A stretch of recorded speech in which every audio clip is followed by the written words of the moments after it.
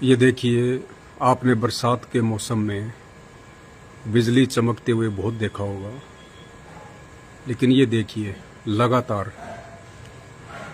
लगातार लाइटिंग हो रही है, थंडरिंग हो रही है। ऐसा शायद आपने पहले कभी नहीं देखा होगा। ये लाइव है, आपकी आंखों के सामने है।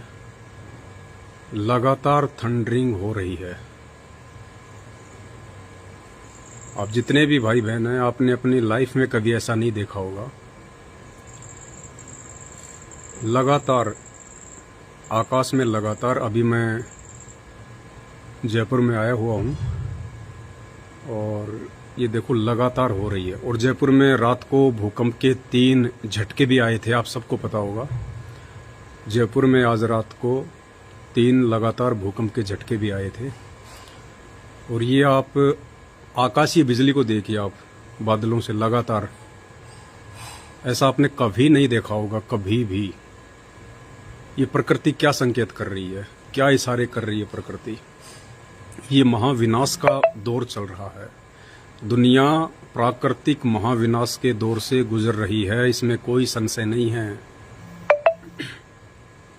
ये संकेत कुछ कम नहीं है। प्रकृति सचेत कर रही है। जाग जाओ भाई और बहनों। ये देखिए, आपने कभी लाइफ में नहीं देखा होगा ऐसा कभी। लगातार थंडरिंग, लगातार आकाशीय बिजली, और कोई आवाज नहीं हो रही है, बिजली की कोई आवाज नहीं है किसी भी प्रकार की, लेकिन लगातार थंडरिंग हो रही है, लगातार। बहुत भयंकर समय आने वाला है। चारों युगों में आज तक किसी ने ऐसा नहीं देखा होगा, नहीं सुना होगा। ऐसा प्राकृतिक उथल पुथल का समय आगामी 3 से 4 वर्षों में आपको देखने को मिलेगा। वैसे तो हर साल ही बेहद खतरनाक है, क्योंकि इंसान ने प्रकृति का मजाक बना के रख दिया है। भक्ति और भगवान का मजाक बना के रख दिया इंसान ने। जानते सब हैं कि परमात्मा एक है, परमेश्वर एक है, लेकिन सांप को भी भगवान बना दिया, पेड़ को भी भगवान बना दिया, पत्तों को भी भगवान बना दिया, पौधों को भी भगवान बना दिया, जानवरों को भी भगवान बना दिया, मिट्टी और पत्थर को भी भगवान बना दिया। ये प्रकृति, ये दुनिया, ये सृष्टि, ये किसी बिजनेसमैन के हिसाब से नहीं चलती है, ये किसी राजनीति के हिसाब से नहीं चलती है। इस प्रकृति का आधार है भक्ति।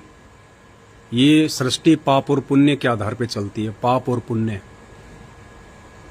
सिर्फ 2 ही स्तंभ हैं इस प्रकृति के, सृष्टि के, जीवन के, पाप और पुण्य।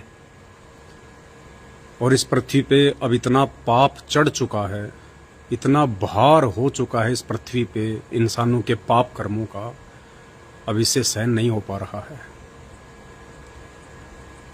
और यदि कोई बचा सकता है इस पृथ्वी को, यदि इस दुनिया को कोई बचा सकता है आने वाले समय में, केवल एक ही शक्ति है, एक ही, और वो शक्ति है कल्कि। जी हाँ, कल्कि, कलयुग का अवतार। और जितने भी यूट्यूबर से आप उनकी वीडियो देखेंगे यूट्यूब पे, तो सब यही कह रहे हैं कि कल्कि आ चुका है, कल्कि आ चुका है। जितने भी भविष्य वक्ता हैं वो सब यही कहेंगे कल्कि आ चुका है, कल्कि आ चुका है। आप देख रहे हैं लगातार थंडरिंग हो रही है, लगातार। ऐसा कभी नहीं हुआ, कभी भी। रात को ही जयपुर में 3 भूकंप के झटके, और अब ये लगातार थंडरिंग हो रही है, आकाशीय बिजली लगातार। ऐसा आपको कभी देखने को नहीं मिला होगा लाइफ में, कभी भी। ये आतिशबाजियां क्या संकेत कर रही हैं भाई और बहनों, जागो। पहचानो परमात्मा को, अपनी भक्ति का जो कनेक्शन है उसको ठीक करो। पत्थर पूजने से बचाव नहीं होगा, पीपल पूजने से बचाव नहीं होगा, व्रत रखने से बचाव नहीं होगा, कावड़ यात्रा करने से बचाव नहीं होगा, पैदल यात्राएं करने से बचाव नहीं होगा, अकेले माँ बाप को भगवान मान के पूजने से बचाव नहीं होगा। बहुत उत्पात मचा दिया है इंसान ने, बहुत ज्यादा, हद से ज्यादा, हद पार कर रखी है। अनैतिक कर्मों की, कुकर्मों की, शराबी हो गया, कबाबी हो गया, मांसाहारी हो गया, झूठ, रिश्वत, चालबाजी, भ्रष्टाचारी, सीनाजोरी, लड़ाई झगड़ा, मारपीट, धोखाधड़ी, रिश्वत, कालाबाजारी, ये प्रकृति चुन चुन के बदला लेगी, चुन चुन के। बचाने वाला केवल एक ही है, कल्कि। कौन सा कल्कि? विष्णु का अवतार नहीं। विष्णु का अवतार तो कलयुग के अंत में आएगा। कलयुग की कुल उम्र 4,32,000 वर्ष है। अभी तो मात्र 5,500 वर्ष ही बीता है। फिर क्यों ये दुनिया भविष्यवाणियां कर रही है कि कल की आ चुका है, कल की आ चुका है? वो कौन सा कल की आ चुका है? वो कल की, वो पूर्ण परमात्मा की तरफ इशारा है, कबीर देव की तरफ इशारा है, जिसने दुनिया रची है, सृष्टि रची है, जिसने बादल बनाए हैं, चांद तारे सितारे बनाए हैं, ब्रह्मांड बनाए हैं, जीवों की उत्पत्ति की है, जिसके आदेश से ब्रह्मा, विष्णु, महेश, दुर्गा, काल, महाकाल सब अपना कार्य कर रहे हैं। वो कल्कि धरती पे आ चुका है। और उस कल्कि के अलावा तुम्हें इस सृष्टि में आने वाले समय में कोई बचाने वाला नहीं है। ये लाइव वीडियो चल रहा है, आप देख रहे हैं सामने स्क्रीन, लगातार थंडरिंग हो रही है, लगातार मुफ्त में आपको आतिशबाजी देखने को मिल रही है। अभी तो खाली हवाई है, आने वाले दिनों में हकीकत में होगी, हकीकत में। बचने का कोई साधन नहीं, समाधान ही नहीं, बच ही नहीं पाओगे। चाहे तुम कितने पैसे वाले हो, नेता लोग चाहे कितने बंकर बनवा लें, कोई कितनी अपनी सुरक्षा कर ले, नहीं बच पाओगे। जो तुमने गदफैली मचाई है, जो आपने कुकर्म किए हैं, जो आपने उल्टी भक्ति और साधना की है, प्रकृति चुन चुन के बदला लेगी। ये अपना हिसाब बराबर रखती है, बैलेंस बराबर रखती है। देश में क्या चल रहा है, विदेश में क्या चल रहा है, सबको पता है।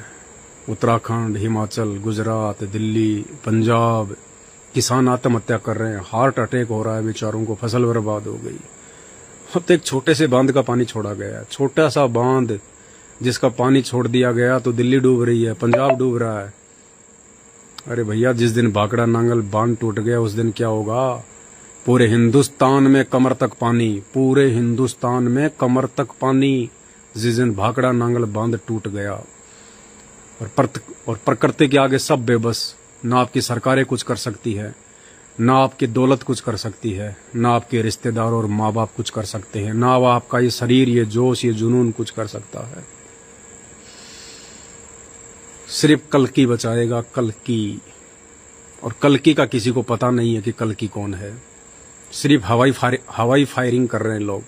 आ चुका है, वहां आ चुका है, अपना काम कर रहा है, ये कर रहा है, वो कर रहा है। कल्कि धरती पे आ चुका है। और कल्कि की जानकारी लगातार मेरे Facebook page Pawan Das is live पर दी जा रही है। और वो कल्कि कोई और नहीं है, ढूंढते रह जाओगे, ऐसे नहीं मिलेगा कल्कि। कल्कि घोड़े पे बैठ के नहीं आने वाला, वो तो विष्णु का अवतार आएगा अंत में, 10 फुट की तलवार लेके, नीले घोड़े पे बैठ के या सफेद घोड़े पे बैठ के। वो विष्णु का अवतार, वो कलयुग के अंत में आएगा। अभी तो 4 लाख साल पड़े हुए हैं। वो कल्कि जो दुनिया को बचाएगा, वो कल्कि जो काल को पराजित करेगा, वो कल्कि आज धरती पे आ चुका है। और वो कल्कि हम लगातार कह रहे हैं, लेकिन अभी आपके समझ में नहीं आएगी। अभी आप लोगों को मजाक लगेगा, क्योंकि 2 अक्षर आदमी पढ़ लेता है, अपने आप को विद्वान समझने लग जाता है, शाना समझने लग जाता है, बातों पे ध्यान नहीं देता। लेकिन इस दुनिया को बचाने वाला कल्कि केवल एक ही है, और वो है परम पूज्य सतगुरु रामपाल जी भगवान। समझदार होंगे, जो बुद्धिमान होंगे, वो समय रहते उनके सत्संग सुनना शुरू कर देंगे और अपने बचाव का रास्ता निकाल लेंगे। मूर्ख होंगे, वाद विवाद करने वाले होंगे, बकवाद करने वाले होंगे, वो मजाक करेंगे, गालियां निकालेंगे, खट्ठास करेंगे, दांत निकालेंगे, नाक चढ़ाएंगे, और आने वाले समय में फिर अपनी दुर्गति भी करवाएंगे, कमर तोड़वाएंगे। संभल जाओ भाई और बहनों, संभल जाओ। ये सतगुरु रामपाल जी भगवान कोई आम व्यक्ति नहीं है। इसको आम संत समझने की भूल मत करना, आम व्यक्ति समझने की भूल मत करना। ये ईसाइयों का मसीह है, ये सरदारों का वाहिगुरु है, यही मुसलमानों का अल्लाह है और यही हिंदुओं का भगवान है, परमात्मा है, आदि राम है। इसके अलावा धरती पे कहीं जाके छुप जाना। केवल दो ही तरीके हैं आने वाले समय में प्राकृतिक आपदाओं से बचने के, पूरे धरती पे दो ही तरीके, तीसरा तरीका नहीं मिलेगा आपको। और ये 2028 तक का खेल है सारा। 2028 तक ये प्रकृति काफी कुछ अपने अंदर समेट लेगी। केवल दो ही तरह के व्यक्ति बच पाएंगे इन आगामी 4 से 5 वर्षों में। पहले प्रकार के वो जिनके पास में भक्ति धन है। भक्ति चाहे वो पिछले जन्मों का हो, वर्तमान में तो संत रामपाल जी की भक्ति के अलावा धरती पे कोई भक्ति है ही नहीं। इसलिए जिसके पास में उसके पूर्व जन्मों की भक्ति होगी, यदि उसके पास में पुण्य है और धार्मिकता में उसकी रुचि है, धर्म में उसकी रुचि है, भले अभी अनजानपने में वो पत्थर पूज रहा है, देवी देवता पूज रहा है, ब्रह्मा विष्णु महेश पूज रहा है, भले वो कावड़ ला रहा है, पैदल यात्रा कर रहा है, भले वो कुछ भी नहीं कर रहा, भले वो शराब पीता है, मांस खाता है, लेकिन यदि उसके पास में पिछले जन्म का भक्ति धन है तो वो बचेगा, वो बचा रहेगा। और दूसरे प्रकार के वो जो संत रामपाल जी की शरण में हैं या संत रामपाल जी के सत्संग सुन रहे हैं। तीसरे प्रकार का व्यक्ति आपको 2028 तक दिखाई नहीं देगा। अभी मजाक लग रहा होगा, लगेगा, क्योंकि त्रेता में रामचंद्र जी आए थे, उनको किसने भगवान माना था? लोग गालियां निकालते थे। रावण उनकी औरत उठा ले गया। कहाँ भगवान मानता था रावण राम को? माता कैकेयी ने अपने पुत्र भरत के लिए राज्य, रामचंद्र के लिए 14 साल का वनवास। उनकी खुद की चाची उनको भगवान नहीं मानती थी। लक्ष्मण बोला, भैया मैं तो तुम्हारे साथ चलूंगा, क्या पता तुम्हें कोई मार दे, कोई जंगली जानवर खा जाए, कोई राक्षस खा जाए, तुम्हारे साथ चलूंगा तुम्हारी सुरक्षा के लिए। तो लक्ष्मण भी कहाँ उन्हें भगवान मानता था, कहाँ उन्हें राम मानता था। राम को कौन खा जाएगा भाई? नगर निवासी वो भी उन्हें भगवान नहीं मानते थे, एक खाली एक राजा का बेटा मानते थे। और उस समय कोई कह देता कि ये भगवान है, विष्णु का अवतार है, तो लोग पता नहीं क्या क्या बोलते उसको उल्टा सीधा, तू मूर्ख है, तेरी बुद्धि खराब हो गई है। और आज उसी की पत्थर की मूर्तियां बना के पूज रहे हैं लोग, उसके मंदिर बना बना के पूज रहे हैं लोग, उसके नाम पे पता नहीं क्या भंडारे वंडारे करते रहते हैं लोग। तो भैया जब कोई महापुरुष होता है, जिस समय वो धरती पे होता है, जिस समय वो लोगों को लाभ दे सकता है, फायदा दे सकता है, उस समय उसे कोई नहीं मानता। उस समय उसको गालियां मिलती है, उसको तिरस्कार मिलता है, उसको अपमानित किया जाता है, जैसा कि रामचंद्र जी को किया गया। बेचारे ने पूरे जीवन में कभी चैन की सांस नहीं ली, ठंडा पानी नहीं पिया। राज करने के योग्य हुआ तो माता ने वनवास करवा दिया। जंगल में भी बेचारे को रावण ने ठीक से नहीं रहने दिया, सीता उठा ले गया। वापस आई सीता को लेके तो एक धोबी ने यानी प्रजा ने ढंग से नहीं जीने दिया, फिर सीता को जंगल में निकलवा दिया। कुछ समय बाद में रामचंद्र जी अपने ही पुत्रों के साथ में लड़ाई लड़ रहे हैं, पराजित भी हो जाते हैं, फिर शर्म के मारे सरयू नदी में छलांग लगा देते हैं। चैन की सांस नहीं ली। उस समय किसी ने नहीं माना उनको कि ये विष्णु के अवतार हैं, ये कोई फायदा दे सकते हैं थोड़ा बहुत। आज उनको महापुरुष मान रहे हैं, आज उनको भगवान मान रहे हैं, आज उनको परमात्मा मान रहे हैं। यही तो मूर्खता है ना। अब डॉक्टर के मरने के बाद में चाहे उसकी सोने की मूर्ति बना दो, वो भाई आपका पेट का दर्द ठीक नहीं कर सकता। कितनी कोशिश कर लेना, कितना चिल्ला लेना, क्योंकि वो बेजुबान मूर्ति है। वो ना सुन सकती, ना देख सकती, ना बोल सकती। तो भाई जिस समय रामचंद्र जी थे उस समय तो किसी ने भगवान माना नहीं, हमेशा उनके साथ में लड़ाई झगड़े करते रहे, और आज जाने के बाद उनको भगवान मान के पूज रहे हैं। क्या मिलेगा? कुछ नहीं मिलेगा। और इसी का नतीजा है धरती पे पाप बढ़ गया। रामचंद्र जी का तो कोई मंत्र भी नहीं है, उनके शरीर के नाम की रट लगा ली, राम राम राम राम राम। अरे वो तो उनके शरीर का नाम था भाई, जैसे आपके शरीर का नाम, किसी का नाम कालू राम, किसी का नाम धोड़ू राम, किसी का नाम मांगी राम। ये तो शरीर का नाम है, 5 तत्वों के शरीर का नाम है। तो मंत्र अलग होता है, बीज मंत्र अलग होते हैं। तो राम का तो कोई मंत्र है ही नहीं। मंत्र यदि हैं तो ब्रह्मा विष्णु महेश के हैं, उस पोस्ट के मंत्र हैं। ये तो उनके अंश अवतार थे, इनका कोई मंत्र नहीं है। ऐसे ही फिर द्वापर में श्री कृष्ण जी रूप में आए। ओहो, बेचारे को चैन से जीने नहीं दिया। जन्म नहीं लिया उससे पहले तो मामा दुश्मन तलवार लेके खड़ा हो गया, मरने मारने के लिए लोगों को तैयार कर दिया। जन्म नहीं लिया उससे पहले तो मामा दुश्मन, गर्भ से दुश्मनी शुरू हो गई। और जब जन्म ले लिया और उसके बाद ओहो, कभी मामा जरासिंध को मारने भेज रहा है, कभी पूतना, कभी काल्यावन, कभी शिशुपाल, पता नहीं, लड़ाई झगड़े मार पीट में पूरा जीवन निकला उनका। अंत में बेचारा मथुरा छोड़ के द्वारिका भाग गया। द्वारिका में भी समुद्र ने चैन से नहीं जीने दिया, उसकी द्वारिका भी डुबो दी समुद्र ने। उस समय किसी ने भगवान नहीं माना। पूतना भगवान मानती तो जहरीला दूध पिलाने के लिए जाती क्या? उसकी औकात थी क्या कि वो भगवान को मार देगी जहरीला दूध पिला के? लेकिन पूतना ने भगवान माना ही नहीं। कंस अगर भगवान मानता, उसका खुद का मामा अगर भगवान मानता कि मेरा भाणजा भगवान है, विष्णु का अवतार है, तो बताओ ऐसी मूर्खता कौन करेगा अपने भाणजे को मरवाने की कि ये भगवान है? नहीं करेगा। जरासिंध, काल्यावन, शिशुपाल, दुर्योधन एक बात नहीं मानी। बेचारा 3 बार गया था शांति प्रस्ताव लेके कि शायद महाभारत का युद्ध रुक जाए, लेकिन नहीं माना। अंत में लड़ाई झगड़ा हुआ। उस समय किसी ने भगवान नहीं माना, किसी ने भी।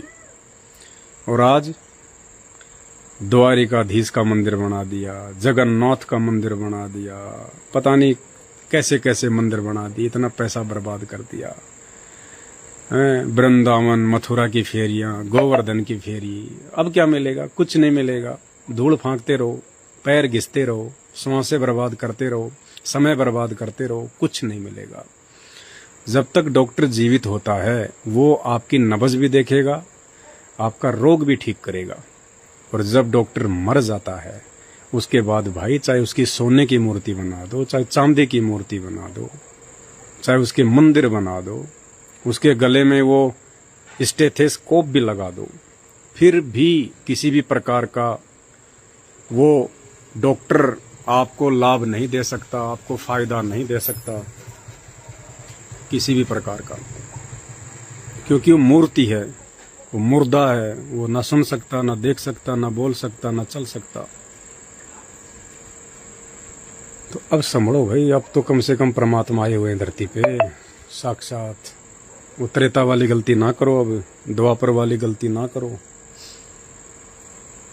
देखो लगातार आकाशीय बिजली, आधे घंटे से लाइव चल रहा है, आप सब देख रहे हैं, लगातार आकाशीय बिजली हो रही है आधे घंटे से। कभी नहीं देखा होगा आपने जिंदगी में ऐसा कभी। तो भाई प्रकृति क्या संकेत कर रही है? मरोगे सूखे, कोई नहीं बचाएगा, सोचने का भी मौका नहीं मिलेगा। दीपू को लाना इसका पावर बैंक वाला लेके ना जल्दी ला।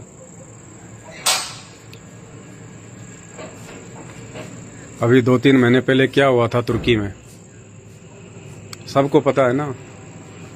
लाखों ले मरा काल रात को, लाखों उठने का मौका भी नहीं दिया लोगों को, सचेत होने का मौका भी नहीं दिया।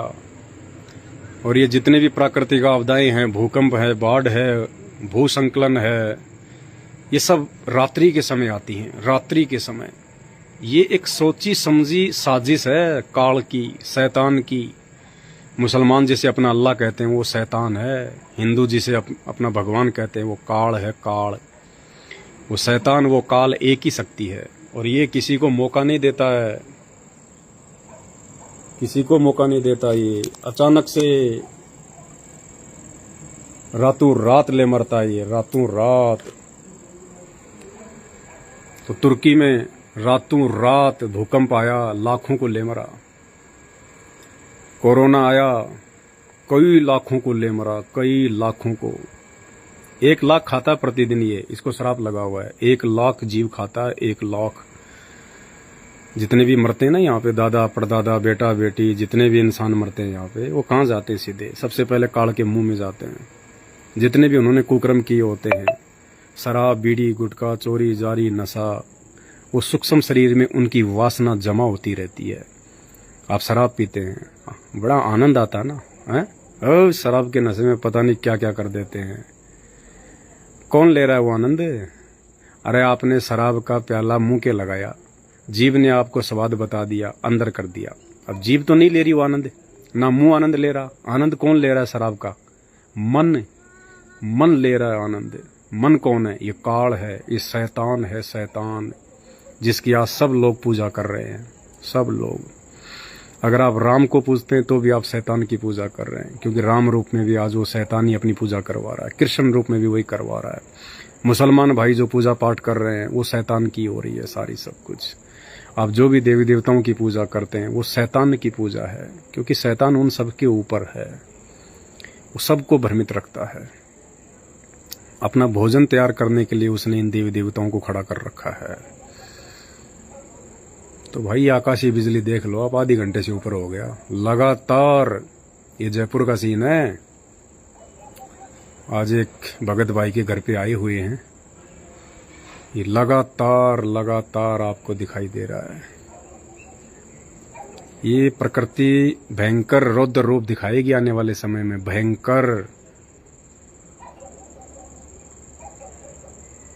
संकेतों को समझो, उस समय रहते उस कल्कि भगवान के सत्संग सुनना शुरू कर दो।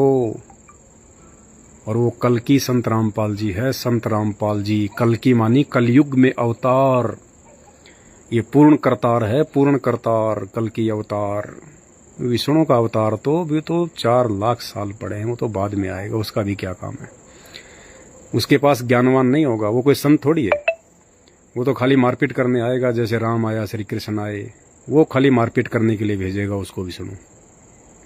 वो कोई संत नहीं होगा, उसके पास कोई ज्ञान नहीं होगा, उसे कोई शास्त्रों का ज्ञान नहीं होगा। जैसे श्री रामचंद्र जी आए, उनको कोई शास्त्रों का ज्ञान थोड़ी था, उनको कोई वेदों का ज्ञान थोड़ी था कोई। वो कोई संत थोड़ी थे, राजा के लड़के थे। पूरी जिंदगी लड़ाई झगड़े किए उन्होंने, कोई धर्म का काम किया? एक भी काम बता दो कोई, तुम्हारा जूता मेरा सिर। श्री रामचंद्र जी 11,000 वर्ष तक रहे थे, उनका एक भी कोई ऐसा काम बता दो जिसको अपन धर्म का काम कह सकते हैं, सिवाय लड़ाई झगड़े, मारपीट, शिकार, मारपीट, हत्या, इसके अलावा कुछ नहीं किया उन्होंने। श्री कृष्ण जी का जीवन देख लो, एक भी धर्म का काम नहीं किया उन्होंने, सिवाय जीवन में लड़ाई झगड़े, मारपीट, लड़ाई झगड़े, मारपीट, लड़ाई झगड़े, मारपीट। तो भाई अगर ऐसे लोगों की पूजा करोगे तो आपके दिलो दिमाग में भी वही चीज घूमेगी 24 घंटे, लड़ाई झगड़े, मारपीट, गाली गलौज, कुवचन, और वही हो रहा है आज। किसी को भी देख लो, थोड़ी सी बात सहन नहीं होती। अब मैं इतनी अच्छी बात बता रहा हूँ आपको, आपको जीवन बचाने की बात बता रहा हूँ, आपको भगवान की जानकारी दे रहा हूँ, जिस भगवान को पाने के लिए हमारे ऋषि मुनियों ने अपने शरीर गाड़ दिए, जिस भगवान को पाने के लिए लोग गुफाओं में जाते थे, जिस भगवान को पाने के लिए लोग जंगलों में तपस्या करते थे, आज मैं तुम्हें उस भगवान की जानकारी दे रहा हूं कि आज वो भगवान धरती पे संत रामपाल जी के रूप में आए हुए हैं। और फिर भी क्या मिल रही है? गालियां, गालियां। तो भाई क्या होगा फिर आने वाले समय में? ये गालियां है ना, ये तीर की तरह चुभेंगी, तीर की तरह, कोई नहीं बचाएगा। देखो ना वो जिनको घमंड था इस बात का कि मेरे पास में 3 गाड़ियां, 4 गाड़ियां, मेरे पास में इतने प्लाट हैं, मेरे पास में इतनी जमीन है, वो पंजाब में जाके देखो नक्शा ही मिट गया, पता ही नहीं चल रहा सुखविंदर का खेत कौन है, तेजेंद्र का खेत कौन सा है, बलविंदर का खेत कौन सा है। सबकी सीमाएं समाप्त हो गई। अब पटवारी को दोबारा से मेहनत करनी पड़ेगी पूरी, किसका खेत कहाँ है। नक्शे से मिट गए वो गाड़ियां माचिस की डब्बी की तरह बह रही है नदियों में, माचिस की डब्बियों की तरह। वो कोठियां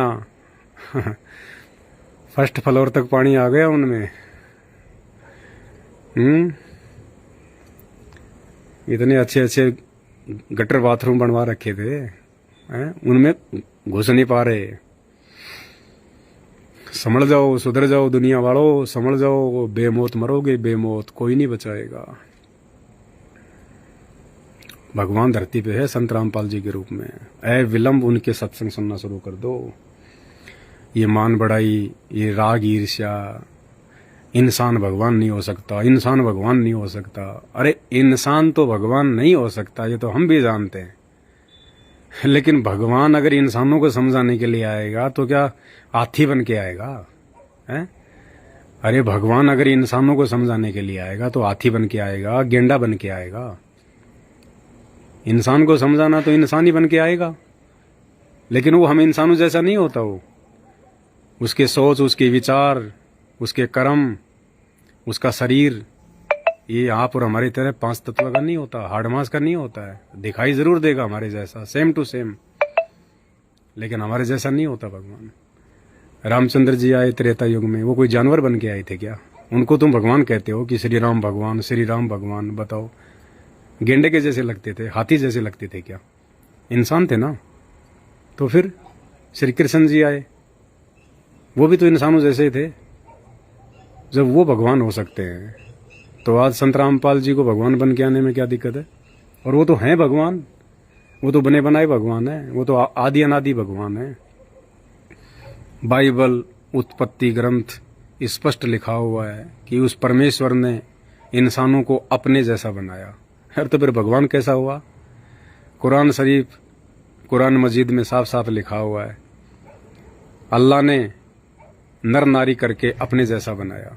तो भगवान कैसा हुआ? फिर भी लोगों की आंखें बंद पड़ी हैं। समझ जाओ भाई और बहनों, समझ जाओ। ये 2023 चल रही है, 24, 25, 26, 27, 28 के बाद तो युग परिवर्तन ही हो जाएगा। 28 के बाद तो युग परिवर्तन होना शुरू हो जाएगा। कलयुग में सतयुग शुरू हो जाएगा, कलयुग में सतयुग। लेकिन भाई बड़े दुख की बात है, आप लोग सतयुग का मुंह देख पाओगे? नहीं देख पाओगे, क्योंकि सतयुग में तो नेक आत्माएं रहेंगी, सच्ची आत्मा रहेंगी, जिनके पास में भक्ति धन होगा, जिनके अच्छे कर्म होंगे, जो शराब, बीड़ी, मांस, गुटखा, चोरी, जारी, व्यभिचार, छल, कपट, इन सब से दूर होगा। वो व्यक्ति 2028 के बाद सतयुग का चेहरा देख पाएगा, सतयुग का दरवाजा देख पाएगा। ये बात बात पे झगड़ा करने वाले, मुंह में गुटखा, जुबान पे गाली, और फिर पता नहीं क्या क्या अपने आप को बोलते रहते हैं, हम ये हैं, हम वो हैं, हम फलाने हैं, हम ढिमका हैं। तो भाई प्रकृति ये चीजें नहीं जानती, प्रकृति नहीं देखती। तू हिंदू है, तू मुसलमान है, तू सिख है, तू ईसाई है, तू राम का पुजारी है, तू कृष्ण का पुजारी है, तेरा बाप दादा ठेकेदार है, सरपंच है, प्रधान है, मंत्री है, प्रधानमंत्री है, तेरे पास इतनी दौलत है, तू इतनी जमींदार, तू इतना बड़ा जमींदार है। ये प्रकृति नहीं देखती ये चीजें।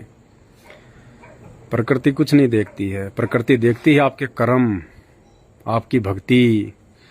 कबीरा सब जग निर्धना और धनवंता ना कोई, धनवंता सोई जानिए जिसके पास भक्ति धन होए। सबसे बड़ा धनवान वो है जिसके पास में भक्ति है। भक्ति, और भक्ति भाई बिना भगवान के नहीं बन सकती। और भगवान की तुम लोगों को पहचान नहीं है। तुम तो सांप को भी भगवान बना लेते हो, शिवरात्रि आती है तब। पीपल के पेड़ को भगवान बना लेते हो, जाटी को भगवान बना लेते हो। रास्ते में किसी ने काले पत्थर को लाल रंग से रंग रखा हो, तुम उसको भगवान बना लेते हो। तुम्हें भगवान की परख ही नहीं है, तुम्हें पता ही नहीं है भगवान होता क्या है, भगवान की क्या परिभाषा है। तुम तो देखा देखी में चलते हो बस। वो झंडा लेके चल दिया, मैं भी चल दिया, हाँ जी। वो कावड़ ला रहा है, मैं भी लाऊंगा, बस देखा देखी, कुछ नहीं।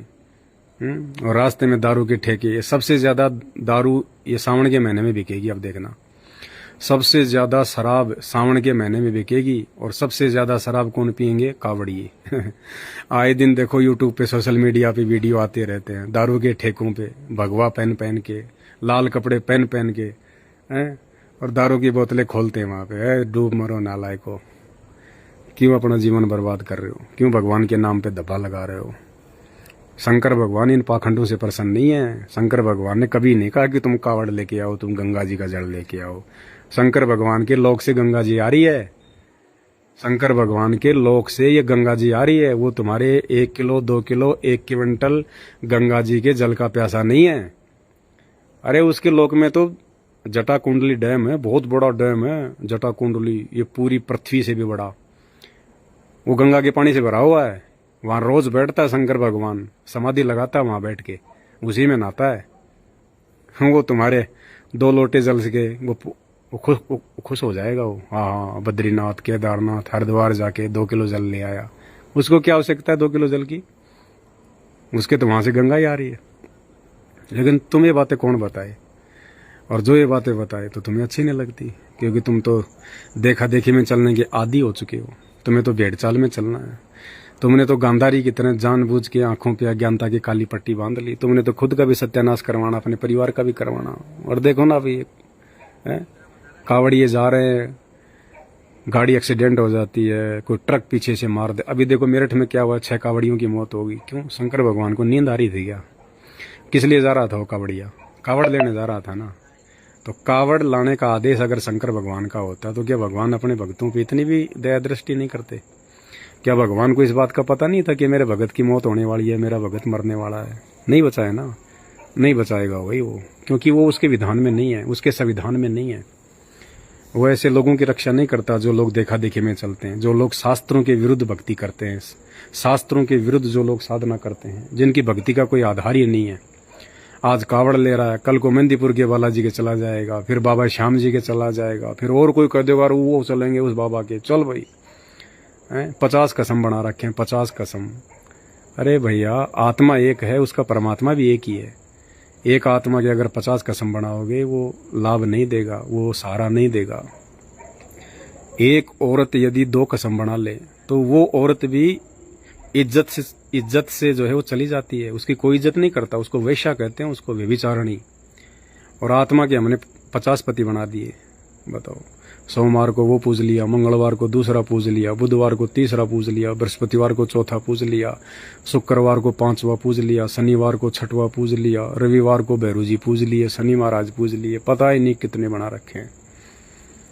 तो बताओ, दुर्गति होगी और दुर्गति हो रही है दुनिया की। किसी को मानसिक शांति नहीं है इस मानव योनि में। ये सर्वश्रेष्ठ योनि है मानव योनि, इंसान योनि सर्वश्रेष्ठ, 84 लाख योनियों से भिन्न है। और ये मानव योनि प्राप्त करके भी आज इंसान सेटिस्फाई नहीं है, संतुष्टि नहीं है, उसको आत्मिक संतुष्टि नहीं है। तो आगे क्या होगा भाई तुम्हारा? और ये सब क्यों हो रहा है? क्योंकि तुम्हें भगवान की पहचान नहीं है, तुम्हें परमात्मा की पहचान नहीं है, तुम्हें उस अविनाशी परमेश्वर का पता नहीं है। जो अविनाशी परमेश्वर जिसकी भक्ति करने से सर्व सुख मिलते हैं, आत्मा गदगद हो जाती है, आनंदित हो जाती है। वो अपने भगत के ऊपर फूल जितना भी कष्ट नहीं आने देता, अकाल मौत को टाल देता है वो परमेश्वर। ऐसा कोई रोग अपने भगत को नहीं लगने देगा जो उसका जीवन नाश कर दे। और आज देखो, हॉस्पिटल भरे पड़े हैं, हॉस्पिटल वेटिंग में लोग चलते हैं, वेटिंग में। क्यों? वो तो भक्ति कर रहे हैं ना। अरे ऐसा हिंदुस्तान में कौन व्यक्ति है जो भक्ति नहीं करता? कोई न कोई किसी न किसी की जरूर भक्ति करता है, फिर भी हॉस्पिटल भरे पड़े हैं। आए दिन कितने मर रहे हैं। क्यों भाई? वो भगवान इतने कमजोर हैं क्या? या वो नींद में सो रहे हैं? तो क्या काम किया ऐसे भगवान भाई? सोचो समझो भाई और बहनों, सोचो समझो। आप लोगों ने देखा देखी में भगवान पकड़ रखे हैं, देखा देखी में। हमारे बाप दादा भक्ति करते आ रहे हैं, हमने भी वही करनी शुरू कर दी। हमने कभी शास्त्र उठा के देखे? कभी गीता जी उठा के देखी? कभी वेद उठा के देखे? कभी ये पुराण उठा के देखे? ये भक्ति का आधार है। हम बच्चे को स्कूल में भेजते हैं और बच्चा स्कूल में जाके अपनी पुस्तकें उठा के ना देखे, वो पास होगा क्या? जिंदगी में पास नहीं हो सकता। इसी प्रकार मनुष्य के लिए क्या भक्ति है, भगवान कौन है, किस भक्ति से सुख होगा, उसकी जानकारी हमारी पुस्तकों में मिलेगी। कौन सी पुस्तकों में? धार्मिक पुस्तकों में। कौन सी धार्मिक पुस्तकों में? 4 वेद, पवित्र गीता जी और 18 पुराण। ये हमारे धार्मिक सिलेबस हैं। इनको उठा के कोई देखता नहीं है। तो क्या होगा? यही होगा भाई, अकाल। अभी तो देखना आगे आने वाले समय में क्या होगा। अभी तो नानी याद आएगी, नानी याद। अभी तो सूक्ष्म रूप से शुरुआत है, और शुरुआत में ही इतने ज्यादा परेशान हो गए लोग, बिलखना शुरू हो गए। देख लो पंजाब में क्या हाल हो रहा है, हिमाचल में क्या हाल हो रहा है, गुजरात में 14 इंच बारिश हुई है अभी 2 दिन पहले। 14 इंच बारिश। जमुना जी का 78 साल में लोग कह रहे हैं पहली बार देखा इतना पानी, वृंदावन में, मथुरा में, दिल्ली में है। अब आप लोग तो दूर बैठे हुए हैं भाई, आप लोगों को क्या पता वहां जो लोग अस्त व्यस्त हैं, जिनके काम धंधे ठप हो रहे हैं, जो बेचारे झुग्गी झोपड़ी में रहते थे, जो बेचारे फुटपाथ पे सोया करते थे, रोड पे जो बेचारे थड़ी लगाते थे, जिनके छोटे मोटे चाय के, गुटके, बीड़ी पानी के जिनके खोके लगे हुए थे, जो बेचारा जूतियां गाठा करता था, पॉलिश किया करता था रोड पे बैठ के। क्या हाल है उन लोगों का? तुम तो खा पी के सो रहे हो, तुम्हें क्या पता कि दुनिया का क्या हाल हो रहा है। कहते हैं आप मरे जग प्रलय हुई। जब इंसान खुद मर जाता है ना, तो उसके लिए पूरी दुनिया मर जाती है। तो कहते हैं जब इंसान खुद आराम से रह रहा होता है ना, तो उसको लगता है पूरी दुनिया ऐसे ही चल रही है। नहीं, ये सूक्ष्म शुरुआत है फिलहाल, सूक्ष्म शुरुआत। और सूक्ष्म शुरुआत में ही इंसान कितना दुखी हो चुका है, कितना परेशान हो चुका है। और आने वाले समय में क्या होगा? भयंकर भयंकर छठी का दूध, कहते हैं ना, छठी का दूध याद आ जाएगा। वो छठी का दूध याद आने वाला है, छठी का दूध। ऐसा समय आएगा, भूखमरी, भयंकर भूखमरी। ये वर्तमान के कल की भगवान संत रामपाल जी ने भविष्यवाणी कर दी है। पवन दास इज लाइव मेरा फेसबुक पेज है, इस पे मैंने वीडियो डाल रखा है, देख लेना जाके। पार्ट 2 जाके देख लेना उसका। भयंकर अकाल पड़ेगा, भयंकर अकाल। त्राही त्राही मचेगी अन्न के दाने दाने के लिए लोग। ये भविष्यवाणियां बहुत पहले हो चुकी हैं, और भगवान आके खुद कह दे फिर तो कोई संशय नहीं है। वो पहले वाली भविष्यवाणियां भले झूठी हों, लेकिन वर्तमान में जो संत रामपाल जी भगवान ने, जो कि पूर्ण परमात्मा है, ये वो समर्थ परमेश्वर है जिसने पूरे ब्रह्मांड रचे हैं। आप जो ये आकाश देख रहे हो, चांद तारे सितारे देख रहे हो, सूरज देख रहे हो, धरती देख रहे हो, वैज्ञानिक कहते हैं कि पता नहीं धरती और सूरज से बड़े बड़े, लाखों गुना बड़े बड़े और भी सौर मंडल में पता नहीं ग्रह उपग्रह हैं। इन सबको रचने वाला, इन सबको बनाने वाला, ये 84 लाख योनियां बनाने वाला, इंसानों को बनाने वाला, धरती पे जितने भी पेड़ पौधों की प्रजातियां हैं ये बनाने वाला, सूक्ष्म से सूक्ष्म जीव बनाने वाला, वो पूर्ण परमात्मा संत रामपाल जी हैं, जो आज आप और हमारी तरह एक इंसान रूप में, एक साधु रूप में धरती पे आए हुए हैं। आप और हमें जगाने के लिए, हमें इस गंदे लोक से निकालने के लिए। ये जो पृथ्वी लोक है ना, ये बहुत भयंकर, बहुत गंदा लोक है ये। अब देखो 10 साल कोई आदमी जेल में रहे, किसी को जेल हो जाए और 8-10 साल वो जेल में रहे, तो उस आदमी को 8-10 साल जेल में रहते रहते ये लगने लग जाता जैसे मेरा घर ही है। उसका छोड़ के जाने का मन ही नहीं करता, क्योंकि उसके यार दोस्त हो जाते हैं, पुलिस वालों से जानकारियां हो जाती हैं, बाहर से सामान आ जाता है, बढ़िया लोगों से लाइजनिंग हो जाती है, बढ़िया उसकी गुडविल हो जाती है, और वो ये सोचता बस ये जेल ही दुनिया है। जैसे कुएं का मेंढक नहीं होता, अब कोई समुद्र का मेंढक गलती से कुएं में गिर जाए और उसको कहे कि भाई चल बाहर लेके चलता हूँ तुझे, यहाँ तो कुछ नहीं है, ये तो बहुत छोटी सी जगह है यार, तू कैसे जी रहा है इसमें। और कुएं का मेंढक कह रहे क्यों मूर्ख बना रहा है तू, तू मेरे को पागल समझता है क्या? मेरे दादा परदादा यही कुएं में मर गए, मेरा भी यही जन्म हुआ, और कहीं की दुनिया है। देख ऊपर कुछ है ही नहीं, देखो तू कह रहा ऊपर समुद्र है, देख ऊपर कुछ नहीं, ऊपर तो छोटा सा छेद है। अब नीचे कुएं से ऊपर देखेगा छोटा सा छेद दिखाई देगा। अब वो मेंढक कह रहे मूर्ख आदमी जा, क्या पता तेरे को, और कोई दुनिया नहीं है, कुछ नहीं है, बस यही दुनिया हमारी, यही सब कुछ है। तो भाई और बहनों, संत रामपाल जी भगवान, जिसका लोक है सतलोक, समुद्र की तरह विशाल है, गहरा है, वो भगवान आज हम इंसानों को, जो इस पृथ्वी रूपी इस कुएं में पड़े हुए हैं, हम इंसान रूपी मेंढकों को समझाने के लिए आया है। और कह रहा कि बच्चों चलो मेरे साथ में, सतलोक चलो, सचखंड में चलो मेरे साथ में, वहां पे सारे सुख हैं। अरे ये जितनी पृथ्वी है ना, इतने बड़े बड़े तो एक एक आत्मा के वहां पे मकान है। इतने ये जितनी पृथ्वी हम देख रहे हैं ना, इस पृथ्वी जितना तो एक एक आत्मा का, एक एक इंसान का वहां पे प्लाट है, उसके मकान है। 16 सूर्य जितना उसका प्रकाश है, उसके शरीर का 16 सूर्य जितना प्रकाश, वो है असली जीवन, वो है असली लोक। हम तो कुएं के मेंढक हैं यहाँ के, चाहे शंकराचार्य हो, चाहे 1008 की उपाधि के संत महंतो हैं। फिर ये छोटे मोटे संत महंतों की तो औकात ही क्या है, इनको तो क्या पता है। तो आज वो संत रामपाल जी भगवान, वो कबीर परमात्मा, आप और हमारे जैसे इंसानों को समझाने के लिए आप और हमारे जैसा इंसान बन के आया है। अरे लाखों साल से ये वेद लिखे हुए हैं, हजारों साल से गीता जी लिखी हुई है, कुरान बाइबल लिखी हुई है। आज तक कोई माइका लाल अपने आप को प्रकांड ज्ञाता समझ समझ के लोग मर गए कि हमारे से बड़ा कोई संस्कृत बोलने वाला नहीं, हमारे से ज्यादा कोई संस्कृत जानने वाला नहीं, हमसे ज्यादा कोई उर्दू का ज्ञाता नहीं। मर गए, वो भूत बन गए मर मर के, हड्डियां गल गई उनकी उन कब्रों में। आज तक वो नहीं समझा पाए इन शास्त्रों में लिखा क्या है, इन वेदों में लिखा क्या है। वो चतुर्वेदी, वो त्रिवेदी मर गए, आज उनके नाम से उनकी जातियां बन गई, उनके गोत्र बन गए। जो पहले चारों वेदों को जो कंठस्थ याद कर लेता था, उसको चतुर्वेदी कहने लग गए। आज उनके गोत्र बन गए, चतुर्वेदी, फलाना चतुर्वेदी। जो 3 वेदों को जानता था उस समय उसको त्रिवेदी कहा जाता था। आगे चल के वो गोत्र बन गया, त्रिवेदी, रमेश त्रिवेदी, फलाना त्रिवेदी। जो 2 वेदों को जानता था, जिसने 2 वेदों का तोते की तरह रट्टा मार रखा था, सार तो समझ ही नहीं सकते थे कि वेद क्या कहना चाहते हैं, वेद भक्ति और भगवान के विषय में क्या कहना चाहते हैं। वेद कोई नोवेल थोड़ी है, वेद कोई महाभारत और रामायण की कोई कहानियां थोड़ी हैं। वेद मतलब भक्ति की जानकारी, परमेश्वर की जानकारी है, उनमें पूर्ण परमात्मा की जानकारी है। वो जानकारी है जिस जानकारी से हमारे जन्म मरण का रोग सदा सदा के लिए खत्म हो जाए, जिस जानकारी से हम 84 लाख योनियों में ना भटकें। एक परमात्मा कौन है, उस एक परमात्मा की प्राप्ति की भक्ति क्या है और सतलोक जाने का रास्ता क्या है, वो जानकारी है उन वेदों में और गीता जी में।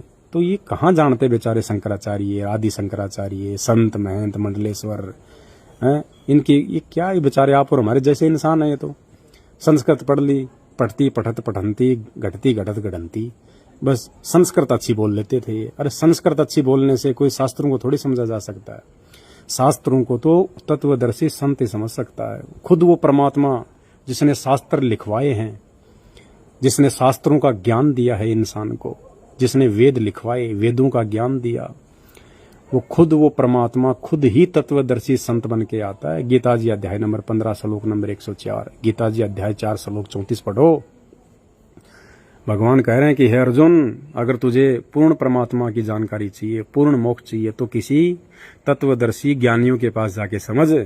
श्री कृष्ण जी कह रहे हैं मेरे बस की बात नहीं है, मेरे पास में नहीं है ये ज्ञान, तत्वदर्शी ज्ञानियों के पास जाके समझ। तो भाई वो तत्वदर्शी ज्ञानी आज, चाहे उसको कल की भगवान कह दो, चाहे संत रामपाल जी कह दो, चाहे तत्वदर्शी कह दो, चाहे मुसलमानों की कुरान के अनुसार उसको बाखबर कह दो, इल्म वाला कह दो, आज वो बाखबर इल्म वाला तत्वदर्शी संत, वो भगवान, वो परमात्मा, वो असली राम, वो जगत का जगन्नाथ, वो तारणहार, हारे का सहारा, वो संत रामपाल जी हैं। संत रामपाल जी, नानक जी ने जिसको बाबा कहा है, बाबा कहलाने का अधिकारी आज धरती पे केवल संत रामपाल जी है। दूसरा कोई पाखंडी अज्ञानी अपने आप को बाबा नहीं कहलवा सकता। बाबा का मतलब होता है सबका बाप, सबका, जिसने सब इंसानों को रचा है उसको कहते हैं बाबा, जिसने पूरी सृष्टि को रचा है उसको कहते हैं बाबा, यानी बाप का बाप, उसको कहते हैं बाबा। तो हम इंसानों का झूठा बाप बन के बैठा ये काल, शैतान, मुसलमान धर्म में जिसको शैतान कहा जाता है, हिंदू जिसे काल कहते हैं, ये हम सबका बाप बन के बैठा है यहाँ पे। और बाबा इस काल का भी बाप, वो कबीर परमात्मा जो आज संत रामपाल जी के रूप में धरती पे प्रकट है, इसलिए उसको बाबा कहते हैं, बाबा। तो भाई उस बाबा की पहचान करो। और बाबा की पहचान ऐसे नहीं होगी कि बाबा तो जेल में बैठा है, बाबा कैसे भगवान हो गया हैं, बाबा जेल में बैठा है, बाबा कैसे भगवान हो गया। अरे तो श्री कृष्ण जी का जन्म कौन सा आकाश मार्ग से हुआ था हैं? या समुद्र से निकल के आए थे वो? उनका भी तो जेल में जन्म हुआ था, फिर वो कैसे भगवान हो गए? उस समय लोग उनका मजाक उड़ाया करते थे। जब कोई कहता था ना कि ये भगवान है, ये शक्ति है, कहते काहे की भगवान शक्ति है, कंस की जेल में पैदा हुआ है, तेरा भी दिमाग खराब हो गया, कहता भगवान है। रामचंद्र जी को जब मंदोदरी ने कहा ना कि भाई तूने गलती कर दी और तू तो साक्षात जो है वो लक्ष्मी को उठा के ले आया, ये विष्णु के अवतार है रामचंद्र जी, तूने अपनी मौत को गले लगा लिया, अभी भी समय, सीता को वापस लौटा दे, श्री राम से माफी मांग ले। तो रावण ने कहा कि मंदोदरी तू पागल हो गई, वो जंगल में रहने वाले बनचर, वो मृग मारने वाले मांसाहारी है, तू क्या जाने तू उनको, क्या है वो है? मैं तीनों लोगों का विजेता रावण है, मेरा बेटा इंद्रजीत जिसने इंद्र को जीत के उसकी बेटी सुलोचना से शादी कर रखी है। अरे 33 करोड़ देवी देवता मेरी जेल में पड़े हैं और तू मुझे उन 2 बनचरों से डरा रही है। तो मेरे भाइयों, जिस समय कोई महापुरुष आता है धरती पे, उस समय उसको कोई नहीं मानता, सब उसको बेइज्जत करते हैं, उसको दुत्कारते हैं। बाबा रामपाल जेल में पड़ा है, बाबा रामपाल कहाँ का भगवान है? तो 33 करोड़ देवता कौन से विमान में घूम रहे थे त्रेता युग में? है भाई, ये 33 करोड़ देवी देवता कोई विमान में घूमते थे क्या? ये रावण की जेल में नहीं पड़े थे? जब तुम इन कैदियों को भगवान कह सकते हो, 33 करोड़ देवी देवताओं को जो रावण के कैद में थे, और शनिदेव जिसे तुम इतना डरते हो, तेल चढ़ाते हो, हाथ जोड़ते हो, वो शनिदेव, रावण जब सिंहासन पे बैठा करता था ना, तो शनिदेव को अपने पैर के नीचे दबा के रखता था। यानी शनिदेव को तो उसने अपना आसन बना रखा था, शनि महाराज को, उसके ऊपर तो पैर रखा करता था नीचे रावण ने। तुम उस शनि महाराज से डर रहे हो क्या? भाई और बहनों, जागो, आंखें खोलो, परमात्मा है अभी धरती पे, अपना भला करवा लो, आत्म कल्याण करवा लो, बाद में रोओगे, पछताओगे, आंखों के सामने मरेंगे तुम्हारे परिवार वाले, देख लेना, तुम्हें कोई नहीं बचाएगा। बहुत भयंकर दुर्गति होने वाली है, ये अंत का समय है, ये अंत का समय।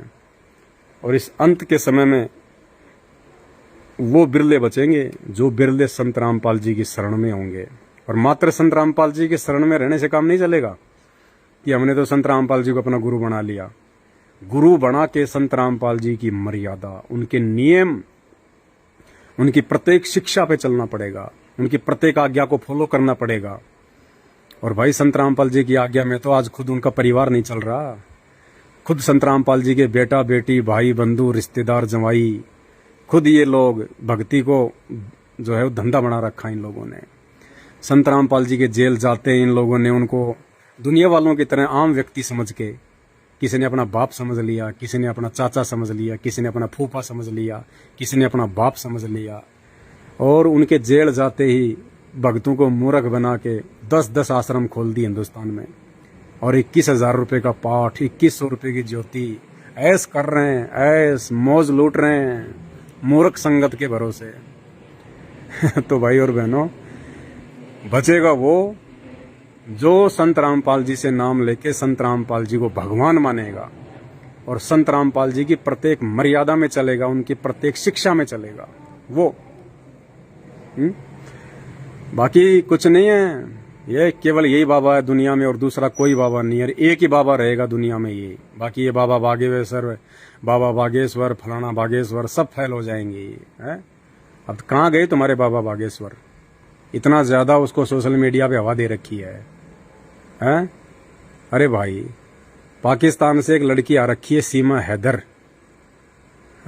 और इतना बवंडर मचा हुआ है। कोई कहता है वो ISI की एजेंट है, कोई कहता है ये है, कोई कहता है वो है, कोई कहता है ये है। कभी उसे नोएडा पुलिस लेके जा रही है पूछने के लिए, कभी उसे ATS जो है वो पूछताछ कर रही है। अरे क्या जरूरत है? मूर्ख हो क्या आप लोग? इतने दिनों से बाबा बागेश्वर को आपने हवा दे रखी है कि वो मन की बात बता देता है, पर्चा निकाल देता है, सब कुछ बता देता है। अरे तो मूर्ख हो, क्यों इतना गवर्नमेंट का पैसा बर्बाद कर रहे हो? क्यों सरकार का इतना समय बर्बाद कर रहे हो? उस सीमा हैदर को पकड़ के बाबा बागेश्वर के सामने ले जाओ, बाबा बागेश्वर उसका पर्चा बना देगा, 2 मिनट में बता देगा ये ISI की एजेंट है या फिर क्या है ये। तुम्हारे अंदर इतना भी दिमाग नहीं है? इतने वीडियो बना रहे हो, इस पे भी थोड़ा वीडियो बनाओ, सरकार का ध्यान थोड़ा आकर्षित करो कि बाबा बागेश्वर के पास में सीमा हैदर को क्यों नहीं लेके जाया जा रहा। वो 2 मिनट में बता देगा बाबा बागेश्वर, छुपा ही नहीं सकता, उसके हनुमान जी में इतनी पावर है। 2 मिनट में वो तो डायरेक्ट हनुमान जी से बात करता है ना, उसका पर्चा बना देगा कि ये एजेंट है या क्या है ये, बस बात खत्म। मूर्ख आदमी लग रहे हैं उसके पीछे हैं। और ये बाबा बागेश्वर अभी दिल्ली के नोएडा में बहुत बड़ा इसका समागम था, कहते हैं बहुत बड़ा समागम था, बहुत बड़ी संगत आई। अरे तो भाई, और उसके 2 दिन बाद में पूरी दिल्ली डूब गई। तो वो बाबा बागेश्वर जब 2 दिन पहले नोएडा में आया था तो उस समय वो बता नहीं सकता था, वो दिल्ली का पर्चा नहीं निकाल सकता था, उसने इतने लोगों का उसने पर्चा निकाला था। हैं? क्या ये कोई दिल्ली का पर्चा नहीं निकाल सकता था कि दिल्ली में बाढ़ आने वाली है, दिल्ली वालों संभल जाओ, सुरक्षित स्थान पे चले जाओ, अपने जन धन की हानि से बचाओ अपने आप को। वो तो अंतर्यामी था ना, बता देता। ये सब पाखंड है, ये सब ढोंग है, आप लोगों को पता ही नहीं है हकीकत में है क्या ये, क्योंकि आप लोगों को तो थोड़ा सा कोई हटके दिखाई दे जाए उसी पे लट्टू हो जाते हो बस, बाकी लेना एक न देना दो। अरे 24 सिद्धियां होती हैं, तुमने तो केवल 9 सिद्धि सुनी है, 9 सिद्धि और 8 सिद्धियां सुनी है तुमने केवल अभी। 8 सिद्धि 9 निधि के दाता, वो भी जो हनुमान चालीसा पढ़ते हैं खाली उनको पता है कि 8 सिद्धियां होती हैं। अरे संत रामपाल जी के भक्तों के पास में 24 सिद्धियां हैं। 24 सिद्धियां तुम तो नाम भी नहीं जानते उनके। इस काललोक तक की भक्ति में केवल 8 सिद्धियां हैं, और 8 सिद्धियां भी किसी बड़ी मुश्किल से एक आध को मिलती हैं, जैसे हनुमान जी के पास में थी। अब हनुमान जी की कोई भक्ति करेगा तो हनुमान जी उसको एक आधी सिद्धि दे देता है, एक आधी। हालांकि हनुमान जी धरती पे नहीं है वर्तमान में, हनुमान जी का कोई वो नहीं है, हनुमान जी की जगह वो काल बैठा हुआ है, हनुमान जी की पूजा वो काल खा रहा है। हनुमान जी को तो परमात्मा मिल गए थे त्रेता युग में। रामचंद्र जी ने जब उनको निकाल दिया था हनुमान जी को, माता सीता ने जब उनकी बेइज्जती कर दी थी, जब वो मोतियों की माला को चबा चबा के देख रहे थे कि भाई इसमें राम है कि नहीं है, तो सीता ने कहा कि तू रहा बंदर का बंदर, तेरे को तो जंगल में रहना चाहिए, इतनी कीमती माला तूने तोड़ दी। तब हनुमान जी नाराज हो गए थे सीता से, और उसी समय वो अयोध्या छोड़ के वो चले गए थे। उसके बाद उसको त्रेता युग में यही पूर्ण परमात्मा संत रामपाल जी, जो कि मुनिंदर ऋषि के नाम से आए हुए थे, इन्होंने उनको नाम दे दिया था, उनको सतलोक दिखा दिया था अपना। और वर्तमान में हनुमान जी का मानव जन्म होगा आप और हमारे जैसे, और वो संत रामपाल जी की भक्ति करेगा। और वर्तमान में ये दुनिया जिस हनुमान की पूजा कर रही है वो काल है भाई, हनुमान नहीं है, वो काल है, शैतान। इसीलिए तो मर रहे हैं लोग, उनकी पूजा भी कर रहे हैं, मर रहे हैं, अकाल मौत आ रही है, बीमारियां हो रही हैं, कुछ फायदा नहीं। तो होता क्या है कि काल तक की जो आदमी भक्ति करता है ना, उसको 1-2 सिद्धि वो दे देता है। तो ये बाबा बागेश्वर के पास में जो सिद्धि है वो एक सिद्धि है, एक सिद्धि मनवृत्ति बतावे, यानी आदमी की मन की बात को वो बता देता है कि आदमी क्या सोच रहा है, उसको कहते हैं मनवृत्ति। एक सिद्धि मनवृत्ति बतावे। ये तो कोई छोटी सी चीज है, तो इससे क्या होगा, ये तो खुद बहुत बड़े नुकसान में जा रहा है। इसने जो भक्ति कमाई करी कोई पिछले जन्म में या वर्तमान में, उसके बलबूते पे इसको ये सिद्धि मिल गई, इसने तपस्या की होगी। अब इस सिद्धि से क्या होगा, यह अपनी कमाई को खर्च कर रहा है, ये किसी के बाप का नाम बता रहा है, किसी के बेटे का नाम बता रहा है, किसी का क्या बता रहा है, मतलब लोगों की मन की बात बता के ये अपना अकाउंट जो है खाली कर रहा है। ये अपनी जो सिद्धियां हैं ये उनको जो है बर्बाद कर रहा है। जैसे मेरे मोबाइल के पेटीएम में 1000 रुपए हैं, अब मैं किसी को 100 रुपए दे दूं, किसी को 200 रुपए दे दूं, किसी को 400 रुपए दे दूं, तो मेरा अकाउंट तो खाली हो रहा है ना। तो इसी प्रकार ये सिद्धि है इसके पास में, भक्ति है थोड़ी बहुत, और ये लोगों को ये बातें बता बता के और ये अपना अकाउंट खाली कर रहा है। ये खुद अंत में क्या होगा देखना, भयंकर दुर्गति होगी, भयंकर दुर्गति। ऐसे लोगों की ऐसे ही होता है। ये जितने भी आसाम बंगाल के जादूगर हैं, वशीकरण वाले, जंत्र मंत्र वाले, झाड़ फूंक करने वाले, आप इनका अंतिम समय देखा करो। आम व्यक्ति से भयंकर बेमौत मरते हैं, ये दुर्गति से मरते हैं ये लोग। तो ये बाबा बागेश्वर है, जितने भी संत महात्मा हैं, ये जो लोगों को आशीर्वाद दे रहे हैं, क्योंकि आशीर्वाद देने के अधिकारी नहीं है ये लोग, बाबा कहलाने के अधिकारी नहीं है ये लोग, संत पदवी पे रहने के अधिकारी नहीं है। ये सब जीव हैं, आप और हमारे जैसे इंसान है ये। इनको तो खुद परमात्मा की पहचान करके उसकी भक्ति करनी चाहिए अपने आत्म कल्याण के लिए। ये खुद भी 84 लाख योनियों में, इनके भगत भी 84 लाख योनियों में रहेंगे, सबकी दुर्गति होगी यहीं पे। तो भाई सुगति अगर चाहिए तो केवल संत रामपाल जी की भक्ति करनी पड़ेगी, वो दुनिया में दूसरा कोई रास्ता नहीं है। बाकी आप लोगों की अपनी मर्जी है भाई।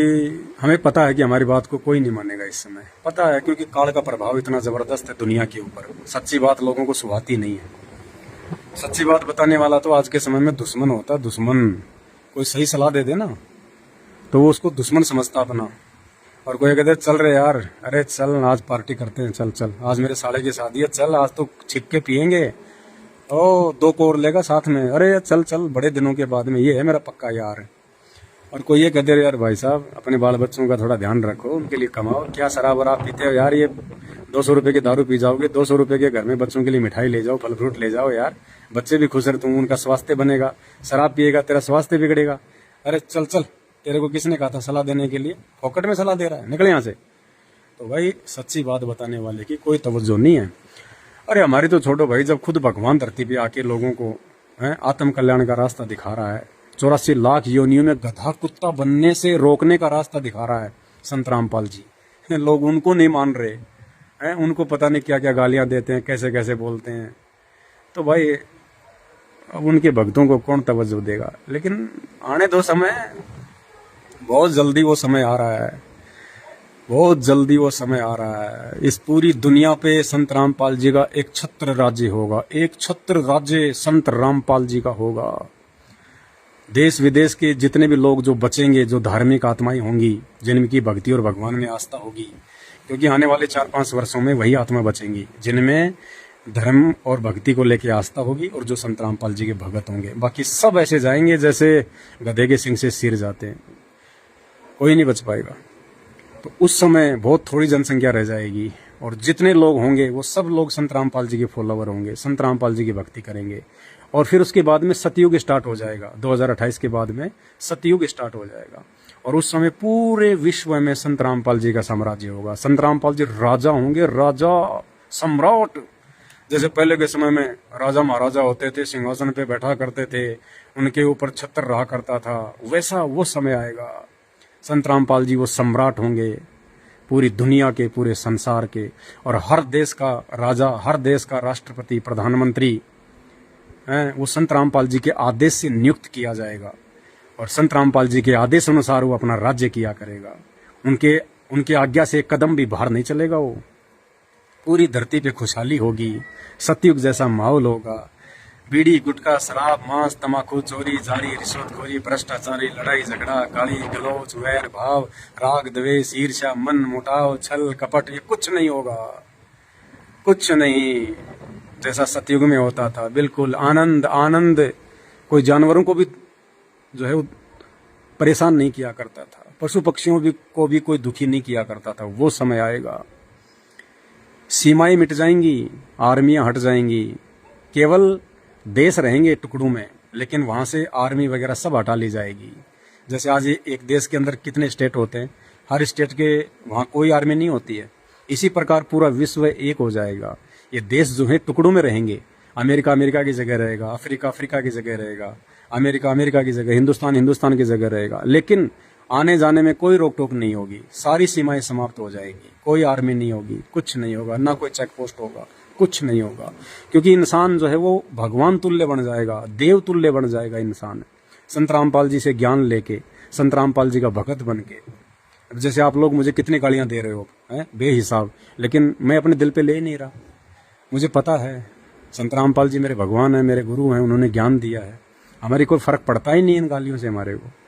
और ना मैं अपने मन में आप लोगों के प्रति कोई ऐसा भाव पैदा कर रहा हूँ कि मेरे मन में आप लोगों के प्रति ऐसी कोई जलन हो। नहीं, हमें पता है कि आप लोग बीमार हो, आध्यात्मिक रूप से आप लोग अभी थोड़ा बीमार हो, और जब भी बीमारी ठीक होगी, और बीमारी कैसे ठीक होगी, ये संत रामपाल जी के सत्संग से होगी। दूसरा धरती पे कोई इलाज, कोई इंजेक्शन नहीं है। तो उस समय पूरी धरती पे 2028 के बाद में पूरी धरती पे संत रामपाल जी का साम्राज्य होगा, एक छत्र राज्य होगा उनका। और फिर देखना, फिर आज तुम जिनको कुछ तवज्जो नहीं दे रहे ना संत रामपाल जी को और उनके भक्तों को, उस समय देखना इन्हीं लोगों से लोग सलाह लिया करेंगे। संत रामपाल जी और उनके भक्तों से लोग सलाह लिया करेंगे, क्या करें क्या ना करें।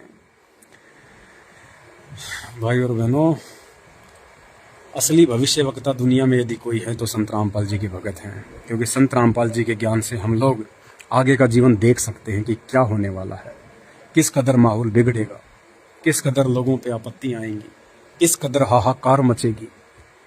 जय गुरुदेव ने तो यहाँ तक कह रखा है, आने वाले समय के लिए, अभी जो समय आ रहा है 1-2 साल में, जय गुरुदेव ने तो 1970 में भविष्यवाणी कर रखी है और बिल्कुल होगी 100% फाइनल।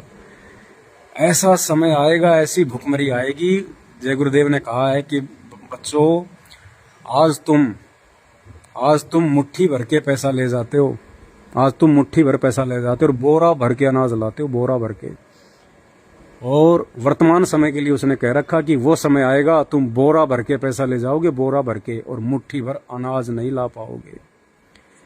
और उस समय यदि गंदी नाली में कोई रोटी का टुकड़ा पड़ा हुआ मिल जाएगा तो भूखे कुत्ते की तरह लपक के खा जाओगे उसको, कि खाएंगे तो जान बचेगी।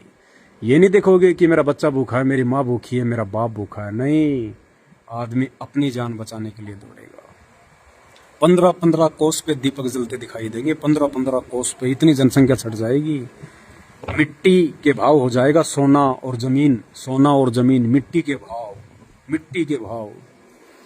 और वो युग परिवर्तन का समय आगामी 5 वर्ष है, आगामी 5 वर्ष। और भयंकर त्राहिमाम 3 वर्षों में मचेगी, 3 वर्षों में। चूंकि परमात्मा धरती पे है, ये उस त्राहिमाम को रोक सकता है। प्राकृतिक आपदाओं को संत रामपाल जी रोक सकते हैं। इस विश्व में, इस पूरी सृष्टि में यदि कोई सर्वशक्तिमान महापुरुष है जो सूरज को भी रोक सकता है, वो चाहे तो सूरज 1 साल के लिए स्थिर हो सकता है, वो चाहे तो सूरज पूर्व की जगह पश्चिम से उदय हो सकता है। संत रामपाल जी चाहे तो कुछ भी हो सकता है। वो भूकंप को रोक सकते हैं अपने आशीर्वाद से, प्राकृतिक आपदाओं को रोक सकते हैं वो। अब आप कहोगे कि फिर रोक क्यों नहीं रहे? रुकवा दो अपने बाबा से। ऐसे नहीं रुकेंगे भाई, आप उनकी शरण में आ जाओ, फिर आपका बाड़ बाका नहीं होगा। जैसे हम संत रामपाल जी के भगत हैं, साथ संगत से जुड़े हुए भाई बहन, सत्सेवक, हमारा बाड़ ही बाका नहीं हो सकता, बाड़ ही बाका। चाहे 100 रिएक्टर का भूकंप आ जाओ, 100 रिएक्टर का। अभी जो तुर्की में भूकंप आया था वो 7.5 रिएक्टर का था। अरे चाहे 100 रिएक्टर का भूकंप क्यों ना आ जाओ, 100 रिएक्टर का, संत रामपाल जी के भक्तों का पैर का नाखून भी नहीं बिगड़ सकता। चाहे कितनी भयंकर बाढ़ क्यों ना हो, संत रामपाल जी के भगत की पानी में डूब के मौत नहीं हो सकती। क्योंकि संत रामपाल जी ने हमें वो मंत्र दे रखे हैं, वो बीज मंत्र दे रखे हैं जो इस सृष्टि में और किसी के पास नहीं है। और संत रामपाल जी ने हमारे को रक्षा मंत्र दे रखा है, मर्यादा, भक्ति। और फिर संत रामपाल जी का वचन है, उनका वायदा है। संत रामपाल जी ने अपने भक्तों के साथ एक एग्रीमेंट कर रखा है जो उनसे नाम उपदेश ले लेता है कि बच्चों, ये मंत्र यदि तुम जाप करोगे और अपने गुरु को भगवान मानोगे, गुरु के अलावा किसी और में भगवान नहीं देखोगे, और मेरी प्रत्येक आज्ञा में चलोगे, उसके बाद में उनका एक मंत्र है और वो कहते हैं, सतगुरु शरण शरणाई और शरण गए कछु भय नहीं व्यापे, काल जाल भय मिट जाही, रोग शोग छल छिद्र न व्यापे, सन्मुख न ठहराई, और जहर अग्नि तन निकट नहीं आवे, दूरी जात रंगाई, और वीर बेताल बाण नहीं लागे, जम के कोट डहाई, 98 पुण्य मूठ ना लागे, उल्ट तही दरखाई, और बैर करे सोए दुख पावे, सुरती शब्द मिल जाई, कहे कबीर हम जम दम पहले, सतगुरु लाख दुहाई। यानी संत रामपाल जी का ये वचन है, ये एग्रीमेंट है। जो उनसे एक बार नाम उपदेश ले लेगा और उनको भगवान मान के और आजीवन मर्यादा में रह के उनकी भक्ति करेगा, उनके नियमों का पालन करेगा, ये बीड़ी, गुटखा, शराब, चोरी, जारी, ठगी, मांस, छल, कपट, राग, द्वेष, इन सब से दूर हटके अपने भगवान की भक्ति करेगा। फिर संत रामपाल जी का वचन है कि मेरे भगत को ना तो आग मार सकती, ना मेरे भगत को पानी मार सकता, ना मेरा भगत आकाश में मर सकता, ना मेरे भगत को धरती मार सकती। जिस दिन उस भगत की भक्ति पूरी हो जाएगी, उस दिन जब वो भगत कहेगा कि गुरुजी मुझे ले चलो, परमात्मा अब मुझे इस गंदे लोक से, इस मृत्यु लोक से मुझे अपने सतलोक में ले चलो परमात्मा, उस दिन संत रामपाल जी अपने भगत का शरीर छुड़वाएगा। पता ही नहीं चलेगा, जैसे आदमी सपने से उठता है ना, रात को सो के आदमी सुबह उठता है, ऐसे शरीर छूटेगा। ये दुनिया वालों की तरह, ब्रह्मा विष्णु महेश, देवी देवताओं, भैरव भूत की भक्ति करने वालों की तरह रोड में एक्सीडेंट होके नहीं मरेंगे, पानी में डूब के नहीं मरेंगे, भूकंप में नहीं मरेंगे, प्राकृतिक आपदाओं में भूखे मर के नहीं मरेंगे, कोई हारी बीमारी से नहीं मरेंगे, एक्सीडेंट में नहीं मरेंगे। ये वचन है। अरे फिर अगर भक्ति कर रहे हैं फिर भी अगर हारी बीमारी आ रही है, एक्सीडेंट में मर रहे हैं, फांसी खा के मर रहे हैं, रोड पे मर रहे हैं, पीछे से गाड़ी टक्कर मार गई, भूख से मर रहे हैं, लड़ाई झगड़ों में मर रहे हैं, हैं, फिर वो नकली भगवान है, वो भगवान नहीं है, फिर वो डमी गॉड है, डमी आधा अधूरा भगवान है, वो सच्चा भगवान नहीं है, फिर उसकी भक्ति आप कर रहे हो गलत है। तो भाई संत रामपाल जी धरती पे पूर्ण परमात्मा है वर्तमान में, कल की भगवान, और आने वाले दिनों में अगर आप जीवित रहे उन प्राकृतिक आपदाओं के बाद तो नाक रगड़ना पड़ेगा, नाक रगड़ना पड़ेगा। क्योंकि जब वो प्राकृतिक आपदा आएंगी तो आदमी क्या करता है, सबसे पहले क्या करेगा, जिसको पूछता है उसके आगे हाथ जोड़ेगा, नाक रगड़ेगा, पैर पड़ेगा, स्वामणी बोलेगा, प्रसाद बोलेगा, कावड़ बोलेगा, पैदल यात्रा बोलेगा, है गोवर्धन की फेरी काटूंगा। और वो भगवान कुछ नहीं बोलेंगे, क्यों? क्योंकि वो पत्थर के भगवान है।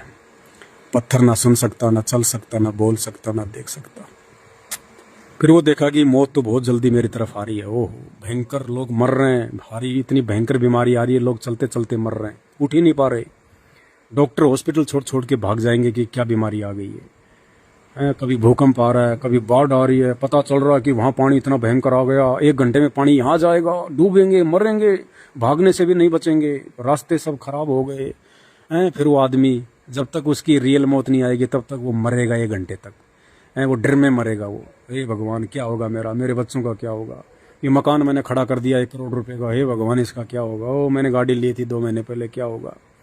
हैं कभी छत पे दौड़ेगा, कभी पेड़ पे चढ़ेगा, कभी पहाड़ पे चढ़ेगा, लेकिन भाई मौत पीछा नहीं छोड़ती, वो तो पकड़ के ढंग से मारेगी वो तो। और संत रामपाल जी के भक्तों को वो मौत नहीं मार सकती, संत रामपाल जी के भक्तों की दासी बन के रहेगी मौत, संत रामपाल जी के भक्तों की नौकरानी बन जाएगी वो मौत, नौकरानी। क्योंकि संत रामपाल जी कहते हैं, जम जोरा जहाँ से डरे और मिटे कर्म के लेख, अदली असल कबीर है वो कुल का सतगुरु एक। वो पूर्ण परमात्मा कबीर देव जिसके आगे ये काल, ये शैतान, ये मौत हाथ जोड़ती हैं, उस परमात्मा के दरबार में झाड़ू लगाती है मौत। जिस मौत से लोग इतना डरते हैं ना, और जिस काल से इतना डरते हैं, उस काल, वो काल और मौत, मौत कौन है, काल कौन है, ये दुर्गा और ये काल शैतान, ब्रह्म जिसको कहते हैं, ये हैं 2। ये उस कबीर परमात्मा के दरबार में सतलोक में ऐसी ऐसी शक्तियां तो झाड़ू निकालती हैं, झाड़ू। और जो उस परम शक्ति के संपर्क में आ जाएगा, यानी संत रामपाल जी के संपर्क में आ जाएगा, तो भाई वो तो उसके बच्चों की भी झाड़ू निकालेगी, वो मौत उसको छू नहीं सकती। अगर उसके भाग्य में मौत भी लिखी है संत रामपाल जी के भगत में, तो संत रामपाल जी की आज्ञा के बिना उसको वो टच भी नहीं कर सकती, 10 कदम दूर खड़ी रहेगी। न जाने कितने उदाहरण दे दिए संत रामपाल जी ने, मर के भगत जिंदा हुए, मर के धर्मराज के दरबार में जाके वापस आए भगत। वहां भक्तों ने कह दिया कि भाई तुम मुझे क्यों ले आए, तुम मुझे हाथ ही नहीं लगा सकते, मैं तो संत रामपाल जी का भगत हूँ, तुम्हारी औकात कैसी होगी मुझे ऊपर लाने की, संत रामपाल जी के अलावा तो मैं कोई हाथ ही नहीं लगा सकता। तो धर्मराज ने देखा यार इतने कॉन्फिडेंस के साथ में बोल रहा है बंदा, कहीं कोई गड़बड़ ना हो जाए। धर्मराज ने कहा चित्रगुप्त देख जरा क्या हाल है। तो चित्रगुप्त ने देखा तो बोला महाराज महाराज छोड़ दो, आप भी मरोगे और मुझे भी मरवाओगे। और फिर वो भगत वापस अपने शरीर में आता है, फिर वो पूरी बात बताता है कि आज तो ऐसा हुआ मेरे साथ में। तो भाई धरती पे परमात्मा है, अकल्पनीय अविश्वसनीय काम करेगा ये परमात्मा, वरना कौन भगवान मानेगा, कौन परमात्मा मानेगा। और पिछले 28 वर्षों से 1994 से संत रामपाल जी नाम दे रहे हैं, ज्ञान दे रहे हैं। अब आप लोग तो संत रामपाल जी से कोसों दूर हो, उनके सत्संग सुनोगे नहीं, उनके विचार सुनोगे नहीं, तुम्हें क्या पता भाई क्या है क्या नहीं है। 28 वर्षों से ऐसे ऐसे अचंभे हो रहे हैं, ऐसे ऐसे अकल्पनीय काम हो रहे हैं, ऐसे ऐसे अविश्वसनीय कर्म हो रहे हैं। इसलिए हमारा विश्वास दृढ़ होता है कि हमारा भगवान धरती पे परमात्मा सबका। और फिर ऐसे नहीं, भक्ति का आधार है शास्त्र, भक्ति की जानकारी है शास्त्रों में। ये मनोरंजन के लिए नहीं लिखे गए वेद पुराण, गीता पुराण, बाइबल, इनमें भक्ति और भगवान की कंप्लीट जानकारी है, असली जानकारी है। तो संत रामपाल जी ने अपने आप को इन शास्त्रों से साबित किया है कि मैं हूँ वो तत्वदर्शी संत, और उस तत्वदर्शी संत के अलावा इस धरती पे कोई सतगुरु की भूमिका नहीं निभा सकता। यहाँ के प्राणियों को, कुएं के मेंढक को जो है वो परमात्मा ही बाहर निकाल सकता है। मेंढक की औकात नहीं है कि मेंढक जो है बाहर निकाल देगा। तो भाई और बहनों समझो इन चीज़ों को, बाद में रोगे ऊपर हाथ करके, कुछ नहीं लेना देना। आज तुम जी भर के गालियाँ निकाल लो, कोई बड़ी बात नहीं, हमें तो कोई फर्क नहीं पड़ता है बड़े भाई, लेकिन हमारा तो काम है समझाने का, हम तो समझाएंगे तुम्हें, क्योंकि तुम भ्रमित हो, तुम्हें भक्ति का नहीं पता, तुम्हें भगवान का नहीं पता, तुम देखा देखी में चल रहे हो। तुम्हारे पूर्वज दादा परदादा बाप जो भक्ति करते आ रहे हैं, जो पत्थर पूजा करते आ रहे हैं, जो कावड़, जो पैदल यात्रा करते आ रहे हैं, तुम भी देखा देखी में वही करने लग गए, और वही फिर तुम्हारे बच्चे करने लग गए। और इसी का नतीजा है कि बाप के आगे बेटा मर जाता है, बेटे के सामने बाप मर जाता है। छोरे को पढ़ाया लिखाया, 20 साल का किया, MBBS का 50 लाख डोनेशन देके कोर्स करवाया, 6 महीने बाद में उसकी लाश घर पे आ रही है, हैं? और फिर तुम भगवान भी पूज रहे हो, मंदिर भी जा रहे हो। भयंकर बीमारी लग जाती है, खाट में पड़ा रहता है, कैंसर हो रही है, पैसे बर्बाद हो रहे हैं, दर्द से वो करा रहा है। काहे की भक्ति है, ड्रामेबाजी है। पूरा परिवार निकला मंदिर के लिए और पीछे से ट्रक ने ठोक दी गाड़ी, चारों वहीं मर गए रोड पे। हैं? बद्रीनाथ जा रहे हैं, केदारनाथ जा रहे हैं, बाबा श्याम जी के जा रहे हैं, मेहंदीपुर जा रहे हैं, गाड़ी की गाड़ी जो है ट्रक के नीचे आ गई। क्यों? वो बाबा श्याम जी सो रहा था, नींद में था क्या उसको ये भी नहीं पता कि मेरा भगत मेरे दर्शनों के लिए आ रहा है? क्या वो इतना भी समर्थ नहीं है कि अपने भगत की जान बचा ले? और संत रामपाल जी के भक्तों का कोई बाल तो बाका करके दिखा दो जो मर्यादा में है। देखो ये बात मैं कहूंगा, संत रामपाल जी से नाम लेके जो संत रामपाल जी के जो परिवार के पीछे चल रहे हैं, जो आज उन फर्जी आश्रमों में जाते हैं, जो संत रामपाल जी के बेटा बेटी भाई बंधु रिश्तेदारों को जो दान दे रहे हैं, जो उनके कहे अनुसार जो राजनीति कर रहे हैं, कभी कांग्रेस को वोट दे रहे हैं, कभी बीजेपी को वोट दे रहे हैं, कभी रक्तदान कर रहे हैं, कभी देह दान कर रहे हैं, भाई वो तो मरेंगे और वो मर भी रहे हैं, वो मर रहे हैं, खूब मर रहे हैं। वो संत रामपाल जी के मार्ग में 2 ग्रुप है, 2 ग्रुप, एक है साध संगति और एक है संत रामपाल जी का जो परिवार है, लोग उनके पीछे होके चल रहे हैं। तो संत रामपाल जी का जो परिवार है वो उनको परमात्मा नहीं मान पा रहा। घर का जोगी जोगना, बाहर का जोगी सिद्ध, दीपक तले हमेशा अंधेरा होता है। तो संत रामपाल जी के परिवार के पीछे जो लोग चल रहे हैं लाखों की संख्या में, भाई वो तो अकाल मौत मर रहे हैं। वो एक्सीडेंट में भी आपको दिखाई देंगे खूब, जैसे रोड के ऊपर जैसे कोई खरबूजा फूट जाता है ना, ऐसे फूट रहे हैं वो।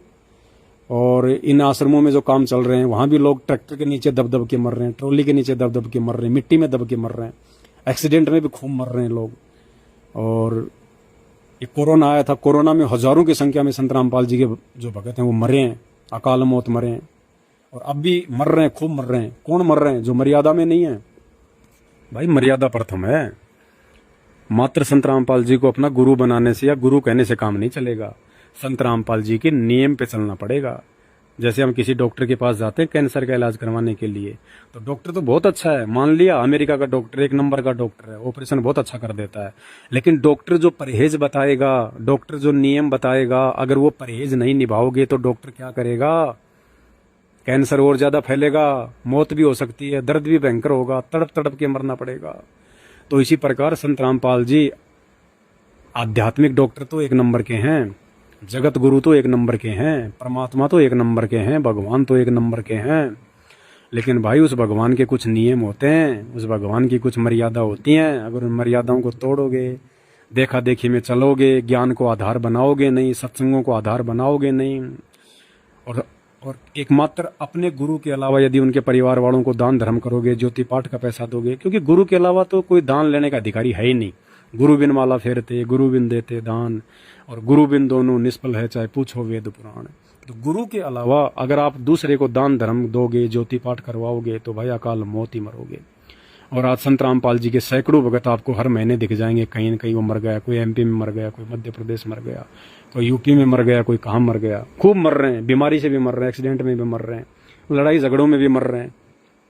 लेकिन वो भगत मर रहे हैं जो संत रामपाल जी के पाखंडी और कलयुगी और अज्ञानी परिवार वालों के पीछे चल रहे हैं। और जो संत रामपाल जी का भगत साध संगति से जुड़ा हुआ है, जो अपने छोटे भाई पवन दास की वीडियो देखता है, जिसके घर में शंका समाधान की पुस्तक है, और शंका समाधान की पुस्तक से जिसने सारे नियम कायदे कानून देख रखे हैं, जो मर्यादाओं में चलता है, जो डरता है कोई भी नियम तोड़ने से, लड़ाई झगड़े करने से, उनका कोई बाल भी बाका होता हुआ दिखा दो, उनके पैर का नाखून भी नहीं उतरा हुआ मिलेगा आपको। नाखून भी, एक भी साध संगत से जुड़ा हुआ व्यक्ति आज तक आपको सुनाई नहीं देगा 8 साल में कि उसकी अकाल मौत हुई हो, एक भी। हाँ, साध संगति से हटते तो फिर काल फिर गुद्दी पकड़ के ले जाएगा, फिर नहीं छोड़ेगा। तो भाई और बहनों, समझो इन चीजों को, और ये सारी बातें आपको उस समय समझ में आएंगे जब आप संत रामपाल जी के सत्संग सुनना शुरू करोगे। देखो, रामचंद्र से कोई मिलके आएगा? वर्तमान में जितने भी इंसान हैं, 8.5 अरब की जनसंख्या है, हिंदुस्तान में 150 करोड़ की जनसंख्या है। जितने लोग राम को पूजते हैं, श्री कृष्ण को पूजते हैं, भैरव भूत को पूजते हैं, एक बात बताओ, कोई भी आदमी क्या राम से मिलके आया, श्री कृष्ण से मिलके आया, क्या देवी देवताओं से मिलके आया, फिर उसने भी भक्ति शुरू करी हो? कोई नहीं मिलके आया ना। हमने उनकी जानकारी प्राप्त हुई, कहाँ से प्राप्त हुई, चाहे कोई पुस्तकों से प्राप्त हुई हो, चाहे कोई सत्संगों से प्राप्त हुई हो, चाहे कोई गुरुजनों से प्राप्त हुई हो, या हमारे दादा परदादाओं से प्राप्त हुई हो, उस जानकारी के आधार पे हमने उनको भगवान मान लिया। बार बार हमने उनकी कथाएं सुनी, उनकी कहानियां सुनी। मीराबाई की कहानी पता नहीं हजारों बार सुनी, दादाओं से, परदादाओं से, घर वालों से, कथावाचकों से। श्री कृष्ण जी और सुदामा जी की कहानी सुनी, राम और भिलनी की कहानी सुनी, सुन गए, बचपन से वही सुनते आ रहे हैं, तो हमारे दिलो दिमाग में बैठ गई कि ये भगवान, ये भगवान, ये भगवान, ये भगवान। ऐसे ही जब आप सत्य कहानी सुनोगे, अभी तक तो आपको केवल लोकवेद सुनाया गया है, देखा देखी वाली कहानियां सुनाई गई हैं आपको, जो चलती आ रही हैं युगों से, परंपराओं के तहत आपने केवल वो कहानियां सुनी आधी अधूरी। जिस दिन आप अपने धर्मशास्त्रों में लिखी हुई असली कहानियां सुन लोगे, असली कहानियां कौन सी, वेदों के श्लोक, गीता जी के श्लोक, परमात्मा कौन है, हमारा जन्म मरण ये राम और भिलनी की कहानी सुनने से नहीं कटेगा। 84 लाख योनियों में जाने से बचना श्री कृष्ण और सुदामा की कहानी सुनने से नहीं कटेगा। भाई साहब, वो कड़वी दवा खानी पड़ेगी। जिस आदमी को बुखार हो जाता है ना, तो मीठी दवा खाने से बुखार ठीक नहीं होता, उसको कड़वी दवा खानी पड़ती है, कुनीन की गोलियां खानी पड़ती हैं उसको, तब जाके उसका बुखार ठीक होता है। तो वेदों में यथार्थ सच्चाई है, गीता जी में यथार्थ सच्चाई है, और वो यथार्थ सच्चाई, वो कड़वी बातें इन नकली संतों के बस की बात नहीं कि आपको निकाल के सुना सकें, बता सकें। इनको खुद को नहीं पता, इनको खुद को नहीं पता इनको, और कड़वी बातें इनके मुख से कोई सुन भी नहीं सकता जब तक वो अधिकारी गुरु वो कड़वी बातें नहीं बताएगा। क्योंकि 3 प्रकार की वाणियां होती हैं, रोचक, यथार्थ और भयानक। रोचक, यथार्थ और भयानक। तो अभी तक केवल आपको ये नकली संतों ने, शंकराचार्यों ने, संतों महंतों ने, पीर पैगंबरों ने आपको केवल रोचक कहानियां सुनाई हैं, मीठी मीठी कहानियां, ताकि इनका भी जो है रोजगार चलता रहे, लोग दान धर्म करते रहें, भावुक होते रहें, आंखों से आंसू निकालते रहें। इन्होंने तो आपको यथार्थ कहानियां भी नहीं बताई, यथार्थ बातें भी नहीं बताई आज तक, यथार्थ जानकारी भी नहीं दी भक्ति और भगवान की। तो अब संत रामपाल जी आपको यथार्थ ज्ञान दे रहे हैं सन 1994 से, और यथार्थ ज्ञान के बाद फिर वो भयानक का नंबर आएगा, भयानक वाणियां, भयानक ज्ञान, कि भैया भक्ति नहीं करी तो सीधा 84 में जाना पड़ेगा फिर। तो ये संत रामपाल जी के पास में केवल पूर्ण मुक्ति मार्ग है, पूर्ण मोक्ष मार्ग है। ये यथार्थ और भयानक वाणियां केवल संत रामपाल जी के पास है वर्तमान में धरती पे।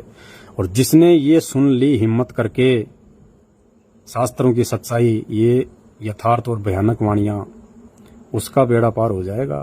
जो टिक गया हो एक बार, उनसे नाम दीक्षा लेके, उनकी शरण में आके, संत रामपाल जी को अपना सतगुरु बना के, अपना गुरु बना के, और जो उनकी मर्यादाओं में रह के टिक गया, भाई उसका बेड़ा पार होगा, उसका जन्म मरण का रोग कटेगा, उसका 84 लाख योनियों का गधा कुत्ता सुअर बनने का फंद कटेगा, नहीं तो नहीं कट सकता। आज आप इंसान योनि में सुखी नहीं है। कितने पैसे हैं आपके पास में, कितने प्लाट हैं, कितनी गाड़ियां हैं, कितनी जानकारी है, फिर भी आपको सुख नहीं है। सारा दिन टेंशन में रहते हो, टेंशन में उसका लेना, उसका देना है। 4 बैंकों से लोन ले लेके मकान बना रखे हैं, गाड़ियां ला रखी हैं, फिर वो किस्त वाले पीछे पीछे, तुम आगे आगे, कभी बोलोगे वहां खड़ा हूं, कभी बोलोगे वहां खड़ा हूं, कभी मोबाइल बंद करोगे, कभी क्या करोगे। तो भाई और बहनों, जिस दिन तुम उस परम संत की शरण में आ जाओगे, संत रामपाल जी की शरण में, तुम्हारे सारे फंद कट जाएंगे। ना छल कपट करना, ना कुछ और करना, कुछ नहीं। परमात्मा वो सुख देगा, यहाँ की माया भी देगा, वो इतनी माया दे देगा, इतनी माया देगा, तुम लाख जन्म में भी नहीं कमा सकते। इन देवी देवताओं की भक्ति करके, उल्टे सीधे काम करके, चोरी जारी करके, रिश्वत लेके, 2 के 4 करके तुम जिंदगी में नहीं कमा सकते। कमा भी लोगे तो तुम अपने कर्म फोड़ोगे, क्योंकि तुम जिस हिसाब से कमाते हो वो हिसाब लिखा जाता है ऊपर धर्मराज के दरबार में, अकाउंट में। फिर वो चुन चुन के उसका हिसाब करेगा। कहते हैं तुमने उस दरगाह का महल नहीं देखा, धर्मराज के तिल तिल का लेखा। उसकी नज़र से नहीं बच पाओगे। तो यहाँ संत रामपाल जी की शरण में आने के बाद तुम्हें कुकर्म करने नहीं पड़ेंगे, उल्टे कर्म करने नहीं पड़ेंगे, क्योंकि संत रामपाल जी के पास में वो सत भक्ति है। ये थोड़ी भक्ति करने से इतने सुख दे देगा परमात्मा, इतने सुख दे देगा जिसकी कोई गिनती नहीं है। क्योंकि सत भक्ति है इनके पास में, नकली भक्ति नहीं है, झूठे मंत्र नहीं है, उल्टे सीधे मंत्र नहीं है। इनके पास में वो सत मंत्र हैं जिन सत मंत्रों के प्रभाव से तुम्हें थोड़े समय में वो लाभ हो जाएंगे जिसकी तुम गणना भी नहीं कर सकते। तो समझो भाई और बहनों, समझो परिस्थितियों को, समझो वर्तमान में आप किस समय में जी रहे हो। ये बहुत भयंकर समय है, बहुत विनाशक समय है। ये अकाल मौतों का समय है, ये दुख और पीड़ादायक समय है ये। और इस पीड़ादायक समय में तुम्हें कोई तुम्हारा परिवार वाला, रिश्तेदार, भाई बंधु, पैसा, नौकरी, ये नहीं बचा पाएंगे, तुम्हें कुछ नहीं बचा पाएंगे, सब समाप्त हो जाएंगी। आने वाले 4-5 सालों में नौकरियां समाप्त हो जाएंगी। जो लोग पेंशन के भरोसे बैठे हैं, नौकरियों के भरोसे हैं, सब देख लेना, अब सारी नौकरियां, सब पेंशन, सब खत्म हो जाएंगी। वो भयंकर समय आएगा, देख लेना। समय रहते संभल जाओ, अपनी बुद्धि खोल लो। अरे इतने दिनों से तुम्हारी गालियां खा रहा हूँ भाई, कम से कम ये तो विचार करो कि ये आदमी क्या है यार, हैं? थोड़ा सा विचार कर लो। जब मैं तुम्हारी इतनी गालियां खा रहा हूँ तो तुम भी थोड़ा संत रामपाल जी के सत्संग सुन लो। मैं तो तुम्हें अच्छी सलाह दे रहा हूँ, कोई गलत सलाह तो दे नहीं रहा भाई। परमात्मा के सत्संग सुनो, भगवान के सत्संग सुनो। भगवान आएगा तो मेंढक बन के नहीं आएगा, भगवान आएगा तो इंसानी बन के आएगा। क्योंकि इंसान योनि ही समझ सकती है, सुन सकती है, देख सकती है, विचार कर सकती है, हैं?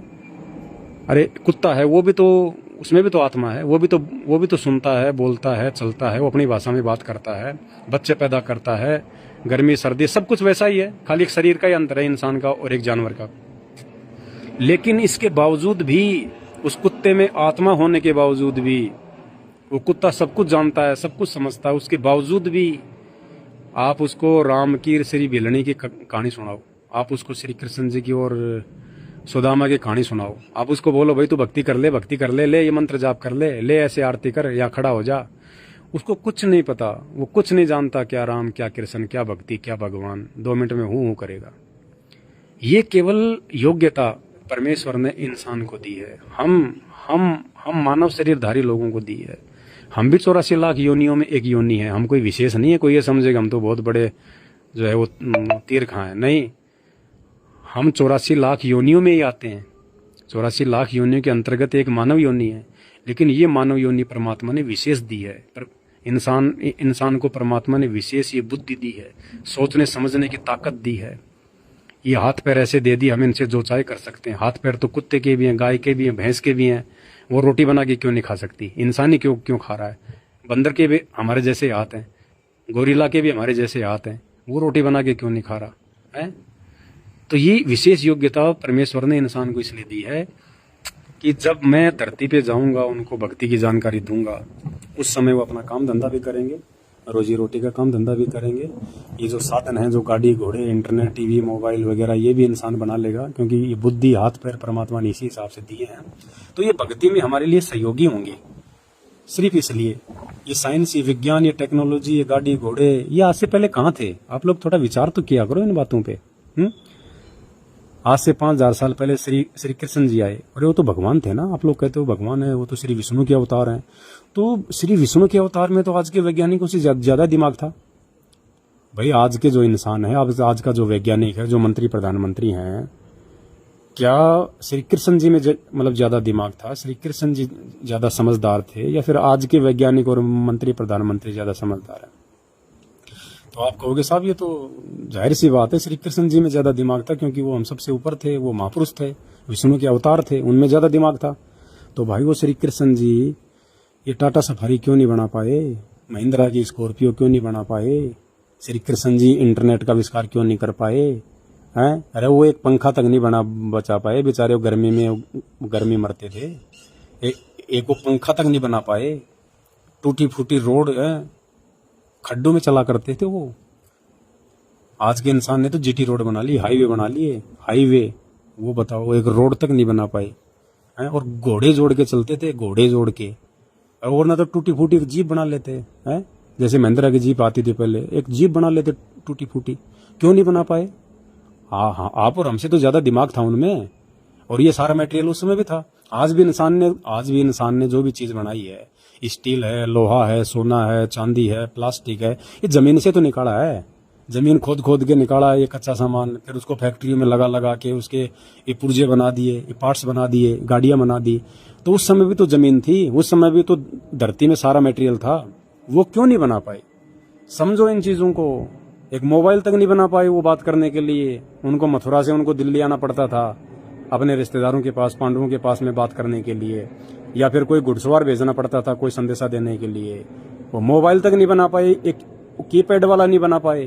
क्यों नहीं बना पाए भाई और बहनों? समझो इन चीजों को। ये बुद्धि उस कबीर परमात्मा संत रामपाल जी भगवान ने दी हम इंसानों को। ये जितने भी वैज्ञानिक लोगों ने जो ये वैज्ञानिक आविष्कार किए हैं, ये टीवी, रेडियो, इंटरनेट, हेलीकॉप्टर, ये सैटेलाइट, ये जो भी चीजें हैं ना, ये संत रामपाल जी का दिया हुआ दिमाग है इंसान को। संत रामपाल जी का दिया हुआ दिमाग है ये। सबकी बुद्धि का रिमोट संत रामपाल जी के हाथ में है। तो ये सब कुछ इसलिए बनाए परमात्मा ने ताकि हम घर बैठ के भक्ति कर सकें, हमारे को आने जाने में सुविधा हो, बातचीत करने में सुविधा हो, जानकारी में सुविधा हो। पहले यह हिमालय में क्यों जाते थे महात्मा? हिमालय में कोई भगवान थोड़ी बैठा होता था कि हिमालय की गुफा में भगवान बैठा, उसको उसके जाते उसके लिपट जाएंगे। नहीं, आदमी हिमालय में जाके गुफाओं में भक्ति क्यों किया करता था, पहाड़ों में गुफाओं में भक्ति क्यों किया करता था? ठंड के लिए, ताकि वहां पे उनको ठंडक मिलेगी, और ठंडक रहेगी तो शरीर ज्यादा समय तक चलता है, ज्यादा समय तक शरीर जो है जीवित रहता है ठंडे प्रदेश में। इसलिए वो लोग वहां जा जाके वो भक्ति किया करते थे। और आज संत रामपाल जी ने एसी बनवा दी, कूलर बनवा दिए, घर घर में हिमालय बना दिया, घर घर में हिमालय, कहीं जाने की जरूरत नहीं है। आज अगर 200 किलोमीटर दूर अगर कहीं कोई सत्संग हो रहा है तो तुरंत अपनी गाड़ी उठाओ, या बस से जाओ, ट्रेन से जाओ, हेलीकॉप्टर से जाओ। आपका समय बचा कि नहीं बचा? और 200 किलोमीटर अगर तुम पैदल जाओगे तो भाई 2 दिन में जाके पहुंचोगे, और फिर क्या सत्संग सुनोगे? पैदल चल के वैसे मतलब वो थक जाता आदमी। तो ये सारी चीजें परमेश्वर ने हमें इसलिए दी है कि लोग मेरा ज्ञान सुने, और जाने की भी जरूरत नहीं है। समय नहीं है मान लो आपके पास में, आप नहीं जा सकते, बिजी हैं, तो आपको मोबाइल दे दिए। लो भैया लाइव सत्संग चल रहा है, अपने घर बैठे बैठे सुनो मोबाइल। लो भैया टीवी पे आ गया, अपने घर में टीवी ऑन करो, घर बैठे बैठे 1000 किलोमीटर दूर जो प्रोग्राम चल रहा है, जो सत्संग चल रहा है, आप उसको देखो अपने घर पे बैठे बैठे, लाइव देखो, अपने मोबाइल में देखो। आप पता नहीं कोई अमेरिका में भाई लाइव देख रहा है, कोई हिंदुस्तान में देख रहा है, कोई कहाँ देख रहा है, और मैं कहाँ से बोल रहा हूँ। तो ये सुविधा क्यों दी परमेश्वर ने हमें? आपस में ये कनेक्ट करने के लिए। ये टेक्नोलॉजी अब काम आएगी, ये विज्ञान अब काम आएगी। आज से पहले तो इस विज्ञान ने, इस टेक्नोलॉजी ने दुनिया का सत्यानाश कर दिया है। विज्ञान, अरे विज्ञान ने तो दुनिया के विनाश का सामान तैयार किया है। आज इस विज्ञान ने पूरी दुनिया को बारूद के ढेर पे बैठा दिया। बस चिंगारी लगने की देर है, पटाखे छूटेंगे। इस विज्ञान ने क्या किया? इस विज्ञान ने हाइड्रोजन बम बना दिए, इस विज्ञान ने परमाणु बम बना दिए, इस विज्ञान ने लड़ाकू विमान बनवा दिए, इस विज्ञान ने AK-47 बना दी, इस विज्ञान ने लोगों को मारने काटने के तरीके बना दिए। पूरी दुनिया आपस में लड़ झगड़ के ऐसे तो मरेगी अभी, ये विज्ञान ही तो मारेगी लोगों को। और फिर विज्ञान के बाद में अध्यात्म, फिर वो अध्यात्म जो संत रामपाल जी के पास में है। संत रामपाल जी चाहें तो तीसरा विश्व युद्ध को रोक सकते हैं चुटकियों में, पूरी दुनिया के विनाश को रोक सकते हैं, लेकिन दुनिया चाह नहीं रही ना, दुनिया चाह ही नहीं रही। और दुनिया कहाँ से चाहेगी? जब मैं तुम्हें सलाह दे रहा हूँ अच्छी कि सत्संग सुनो, परमात्मा धरती पे है, अपना आत्म कल्याण कराओ, अपने जीवन को सही दिशा दो, ये बुराइयां छोड़ो, शराब, गुटखा, बीड़ी, मांस, चोरी, जारी, ठगी, उल्टी सीधी बातें छोड़ो, इनको। भगवान धरती पे है, मानव शरीर को समझो। ये शरीर केवल परमात्मा प्राप्ति के लिए मिलता है, बकवाद करने के लिए नहीं मिलता। ये पैसे कमा कमा के तिजोरियां भरने के लिए नहीं मिलता है। ये शरीर परमात्मा की भक्ति करने के लिए मिलता है भैया। ये जीभ किसी को गालियां निकालने के लिए नहीं मिलती। कहते हैं जीभ तो वाहे बली जो रटे हरि को नाम, नहीं तो काट के फेंक दो मुख में बलो नहीं चाम। तो ये परमात्मा प्राप्ति के लिए साधन मिले हैं, और अब तुम इनको दुरुपयोग कर रहे हो, तो फिर क्या होगा? तुम्हारे साथ में दुर्गति होगी। अगले जन्म में फिर गधे बनेंगे, कुत्ते बनेंगे, बैल बनेंगे, सारा दिन फिर करना तुम क्या करोगे? कुछ नहीं कर पाओगे फिर, क्योंकि आछे दिन पाछे गए और गुरु से किया ना हेत, अब पछताए क्या हो जब चिड़िया चुग गई खेत। भाई बबूल का पेड़ बो के आम कहां से खाओगे? तो भाई और बहनों समझो इन चीजों को। देखो, जो भगवान आत्मा होगी जो इन बातों को थोड़ा सा विचार कर लेगी। बाकी तो दुनिया है भाई साहब, भवसागर है। कहते हैं जेता घट तेता मता, घट घट सोच विचार। कहते हैं जितनी खोपड़ियां हैं उतने लोगों के अलग अलग विचार होते हैं। तो ठीक है, कोई गालियां निकालने वाला गाली भी निकालेगा, उसने अपने माँ बाप से यही सीखा है, उसकी संगति ऐसी ही है, उसके संस्कार ऐसे ही है, वो परिवार में भी ऐसे ही करता है, यार दोस्ती में भी ऐसे ही करता है। मुंह में गुटखा, जुबान पे गाली और फिर अगले जन्म में फिर वो कुत्ता बन के घूमता है। परमात्मा ने बता रखा है, गरुड़ पुराण में लिखा हुआ है। फिर उसके पूरे शरीर पे खुजली हो जाएगी, खाज हो जाएगी, आपस में दूसरे कुत्ते के साथ में लड़ेगा, वो उसके कान पे जो है वो बटका भर लेगा, फिर उसमें कीड़े पड़ जाएंगे बरसात के मौसम में। फिर एक कभी कान को यूं करेगा, कभी यूं करेगा, पूरे शरीर पे खारिज, खुजली, एक एक टूक के लिए भटकेगा, कोई जूत मारेगा, कोई टोक देगा, पेट नहीं भरेगा, फिर गांव के बाहर जाके खेत में फिर लैट्रिन खाएगा, कहाँ सोएगा, कुत्ता कहलाता फिर वो। जो आज गालियां निकालेगा ना, आज जो आदमी गालियां निकालता है, कल को उसका नाम ही गाली बन जाएगी, कुत्ता। क्योंकि कुत्ता शब्द एक गाली है। कल को परमात्मा उसका नाम ही रख देगा गाली, कुत्ता। दुनिया कहेगी ओ देखो वो जा रहा कुत्ता, वो जा रहा कुत्ता। तो भाई और बचो, ऐसी आपत्ति क्यों मोल ले रहे हो? सिर्फ छोटी सी गलती के कारण, सिर्फ छोटी सी गलती के कारण, संत रामपाल जी भगवान के सत्संग ना सुनने के कारण। संभलो, सुधरो, संभलो, सुधरो। बाद में रोना पड़ेगा, पछताना पड़ेगा। कोई नहीं बचाएगा इस परमात्मा के अलावा। ये भगवान धरती पे है। ये सारी टेक्नोलॉजी, ये सारे यंत्र इस परमात्मा ने दिए हैं, संत रामपाल जी ने। ये कबीर परमात्मा है। ये चारों युगों में आता है, जब चाहे जब आ जाता है, जब चाहे चला जाता है। ये समर्थ परमात्मा है, कोई भी रूप धारण कर सकता है। इसके अलावा कुछ नहीं है। ये बातें तुम्हें उस समय तक समझ में नहीं आएंगी जिस समय तुमको ये प्राकृतिक आपदाओं का सामना नहीं होगा। जब ये तांडव मचेगा, हाहाकार मचेगी ना, तब तुम्हें पता चलेगा, हाँ यार वो ठीक कहा करता था आदमी। और सत्संग सुन लेते तो यार क्या जाता था हमारा, कम से कम थोड़ा बहुत तो बचाव हो ही जाता, जान तो बची जाती, भगवान की भक्ति के लायक तो रह ही जाते। अब तो पूरा सत्यानाश होने को हो रहा है। समझो भाई और बहनों, कुछ नहीं जाता। तुम सारा दिन इतनी बकवाद करते हो, आधा घंटे रात को सोते समय सुन लो। तुम्हें स्पेशली बैठ के सत्संग सुनने की जरूरत नहीं है। रात को खाना वाना खा के जब सोने के लिए जाते हो तो आधा घंटे 1 घंटा तो मोबाइल में वैसे भी बकवाद देखते हो आप लोग, सबको पता है। दुनिया भर के फालतू के गाने, चुटकुले हैं। ये मोबाइल, ये बिगाड़ने के लिए मोबाइल, ये फिलहाल इनका दुरुपयोग हो रहा है इस शैतान के द्वारा, इस काल के द्वारा। और आने वाले समय में इनमें हम भगवान देखेंगे। आज हम मोबाइल में बकवाद देख रहे हैं, कल को भगवान देखेंगे। तो फिर परमात्मा इनका सदुपयोग करवाएगा। आज इनका दुरुपयोग हो रहा है, लेकिन जब ज्ञान हो जाएगा और ज्ञान होगा केवल संत रामपाल जी के सत्संग सुनने से, बाकी कहीं ज्ञान है ही नहीं। बाकी तो अज्ञान ही अज्ञान है। ज्ञान पूरी धरती पे केवल संत रामपाल जी के पास में और किसी के पास नहीं है। जो ज्ञान हमारे मतलब का है, जो ज्ञान हमारे काम का है, वो ज्ञान केवल संत रामपाल जी के पास में है। तो जब हम उनके सत्संग सुनेंगे ना, फिर ये बकवाद नहीं करेंगे, फिर ये मोबाइल में भगवान देखा करेंगे। भगवान देखने का मतलब मोबाइल से सुमरण करेंगे, मंत्र लगा के। मोबाइल में हम लोग आरतियां सुना करेंगे, मोबाइल में हम लोग गुरु जी के सत्संग सुना करेंगे, एक दूसरे भाई बहनों से बातचीत किया करेंगे, साथ संगति की वीडियो सुना करेंगे। फिर मोबाइल में हम भगवान देखेंगे। यही मोबाइल जो आज हमारी बर्बादी का कारण है, पूरी दुनिया की जो है बर्बादी का कारण है, कल को ये मोबाइल फिर हमारी आबादी का कारण बनेंगे, हमारी सफलता का कारण बनेंगे, ये हमारे हित में हो जाएंगे। तो समझो भाई और बहनों इन चीज़ों को। बाद में रोना पड़ेगा, पछताना पड़ेगा, कोई कुछ नहीं कर पाएगा। और आने वाले 5 साल भयंकर महाविनाशक हैं। इस बात को डायरी में नोट कर लेना। ना हिंदुओं के भगवान बचाएंगे, ना मुसलमानों का अल्लाह बचाएगा, ना जैनियों का महावीर आएगा, ना महात्मा बुद्ध आएगा, और ना ही भाई सिख भाई जिसे अपना भाई गुरु कहते हैं वो आएगा। और इन सब का बाप, इन सब का पिता, इन सब का परमात्मा आ चुका है। सिखों का वाहिगुरु, ईसाइयों का मसीह, हिंदुओं का भगवान, मुसलमानों का अल्लाह, पूरी दुनिया का बाप, सारी सृष्टि का पिता, वो संत रामपाल जी धरती पे आ चुका है। अगर समझदार हो तो भाई समय रहते रोजाना आधा घंटा सत्संग सुनना शुरू कर दो उनका। आधा घंटे सत्संग भी सुनना शुरू कर दोगे तो भी तुम्हारा इतना बचाव हो जाएगा, तुम कल्पना भी नहीं। ये भगवान तो तुम्हारा लाख जन्म की भक्ति में उतना बचाव नहीं कर सकते जितना बचाव मात्र आधे घंटा रोजाना तुम संत रामपाल जी के सत्संग सुनने से प्राप्त कर लोगे। तुम्हारे बहुत सारे तुम्हारे विघ्न ऐसे ऊपर की ऊपर, और तुम्हें महसूस हो जाएगा कि हाँ यार, यदि मैं संत रामपाल जी के सत्संग ना सुनता ना तो मेरा ये काम तो मेरा बिगड़ना था। तुम्हारे बहुत सारे ऐसे काम सार देगा वो परमात्मा, जो काम आज तुम्हारे, जो शारीरिक रोग, जो बीमारियां, जो परेशानियां, जो टेंशन, जो आर्थिक परेशानी तुम्हारी, जो ये भक्तियां करते करते भी, कावड़ लाते भी, पैदल यात्रा करते करते भी, शनि महाराज को तेल जो है वो चढ़ाते भी तुम्हारी कोई परेशानियां हल नहीं हो रही।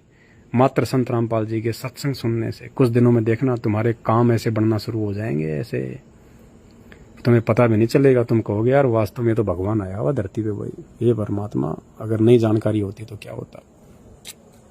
तो ठीक है भाई और बहनों, मैं तो थोड़ी सी आकाश में बिजली चमक रही थी उस समय, तो थोड़ा सा आप लोगों का ध्यान आकर्षित करना था। इस बहाने परमात्मा ने थोड़ी सत्संगति करवा दी, थोड़ी परमात्मा की ज्ञान चर्चा हो गई। आप लोगों को तो इतना भी नहीं पता है, ये जो आधा 1 घंटा जो आपकी हमारी बातचीत हुई है ना, ये भी एक मतलब सत्संग है, ये एक छोटा सत्संग है। क्योंकि हमने उस परमेश्वर की बात की है, हम उस परमात्मा की महिमा कर रहे थे, हम परमात्मा के विषय में बात कर रहे थे। तो कहते हैं सत्संग की आधी घड़ी और तप के बरस 1000। तो भी बराबर है नहीं, कहे कबीर विचार। यानी पूर्ण परमात्मा की अगर 2 मिनट भी कोई महिमा कर ले तो कहते हैं देवी देवताओं की लाख जन्म की भक्ति से भी ज्यादा फायदा है। और कहते हैं एक ने कही दूजे ने मानी, कहे कबीर वो दोनों ज्ञानी। तो आप लोगों को तो मेरे द्वारा जो बातचीत हो रही है, आप जो ये सुन रहे हैं संत रामपाल जी की महिमा, भगवान की महिमा, इससे भी ना जाने आपके कितने पाप कट जाएंगे। आपको तो इन देवी देवताओं की लाख जन्म की भक्ति से ज्यादा फायदा तो ये 1 घंटे की हमारी जो वार्ता हो रही है, जो हरी चर्चा हो रही है संत रामपाल जी के विषय में, उस कबीर परमात्मा के विषय में, इससे भी तुम्हें इतना लाभ हो गया होगा। इतना लाभ तुम्हें उन देवी देवताओं की लाख जन्म की भक्ति से नहीं हो सकता। लेकिन इस बात को तुम उस समय समझ पाओगे जब तुम संत रामपाल जी के सत्संग सुनना शुरू करोगे। उससे पहले कुछ भी पल्ले नहीं पड़ेगा, केवल गाड़ियां निकालोगे, गाड़ी निकाल के अपने कर्म फोड़ोगे, अगले जन्म में 84 लाख योनियों में जाओगे, इससे ज्यादा कुछ नहीं होगा। तो भाई और बहनों, हाथ जोड़ के प्रार्थना है, मैं आपका शुभ चिंतक हूँ, मैं आपका असली भाई हूँ, ये समझ लेना आप, जो आपको इतनी अच्छी सलाह दे रहा हूँ। नहीं, लोग बकवाद करते हैं, लाइव आके बकवाद करते हैं लोग, उल्टे सीधे काम बताते हैं, ये कर ले वो कर ले, हैं फालतू के 10-10, 15-15, 20 मिनट के फालतू के वीडियो बनाते हैं। उसकी औरत ने ये कर दिया, उसके साथ भाग गई, और ये तो मेरी बीवी थी, तेरे साथ कहाँ से आ गई।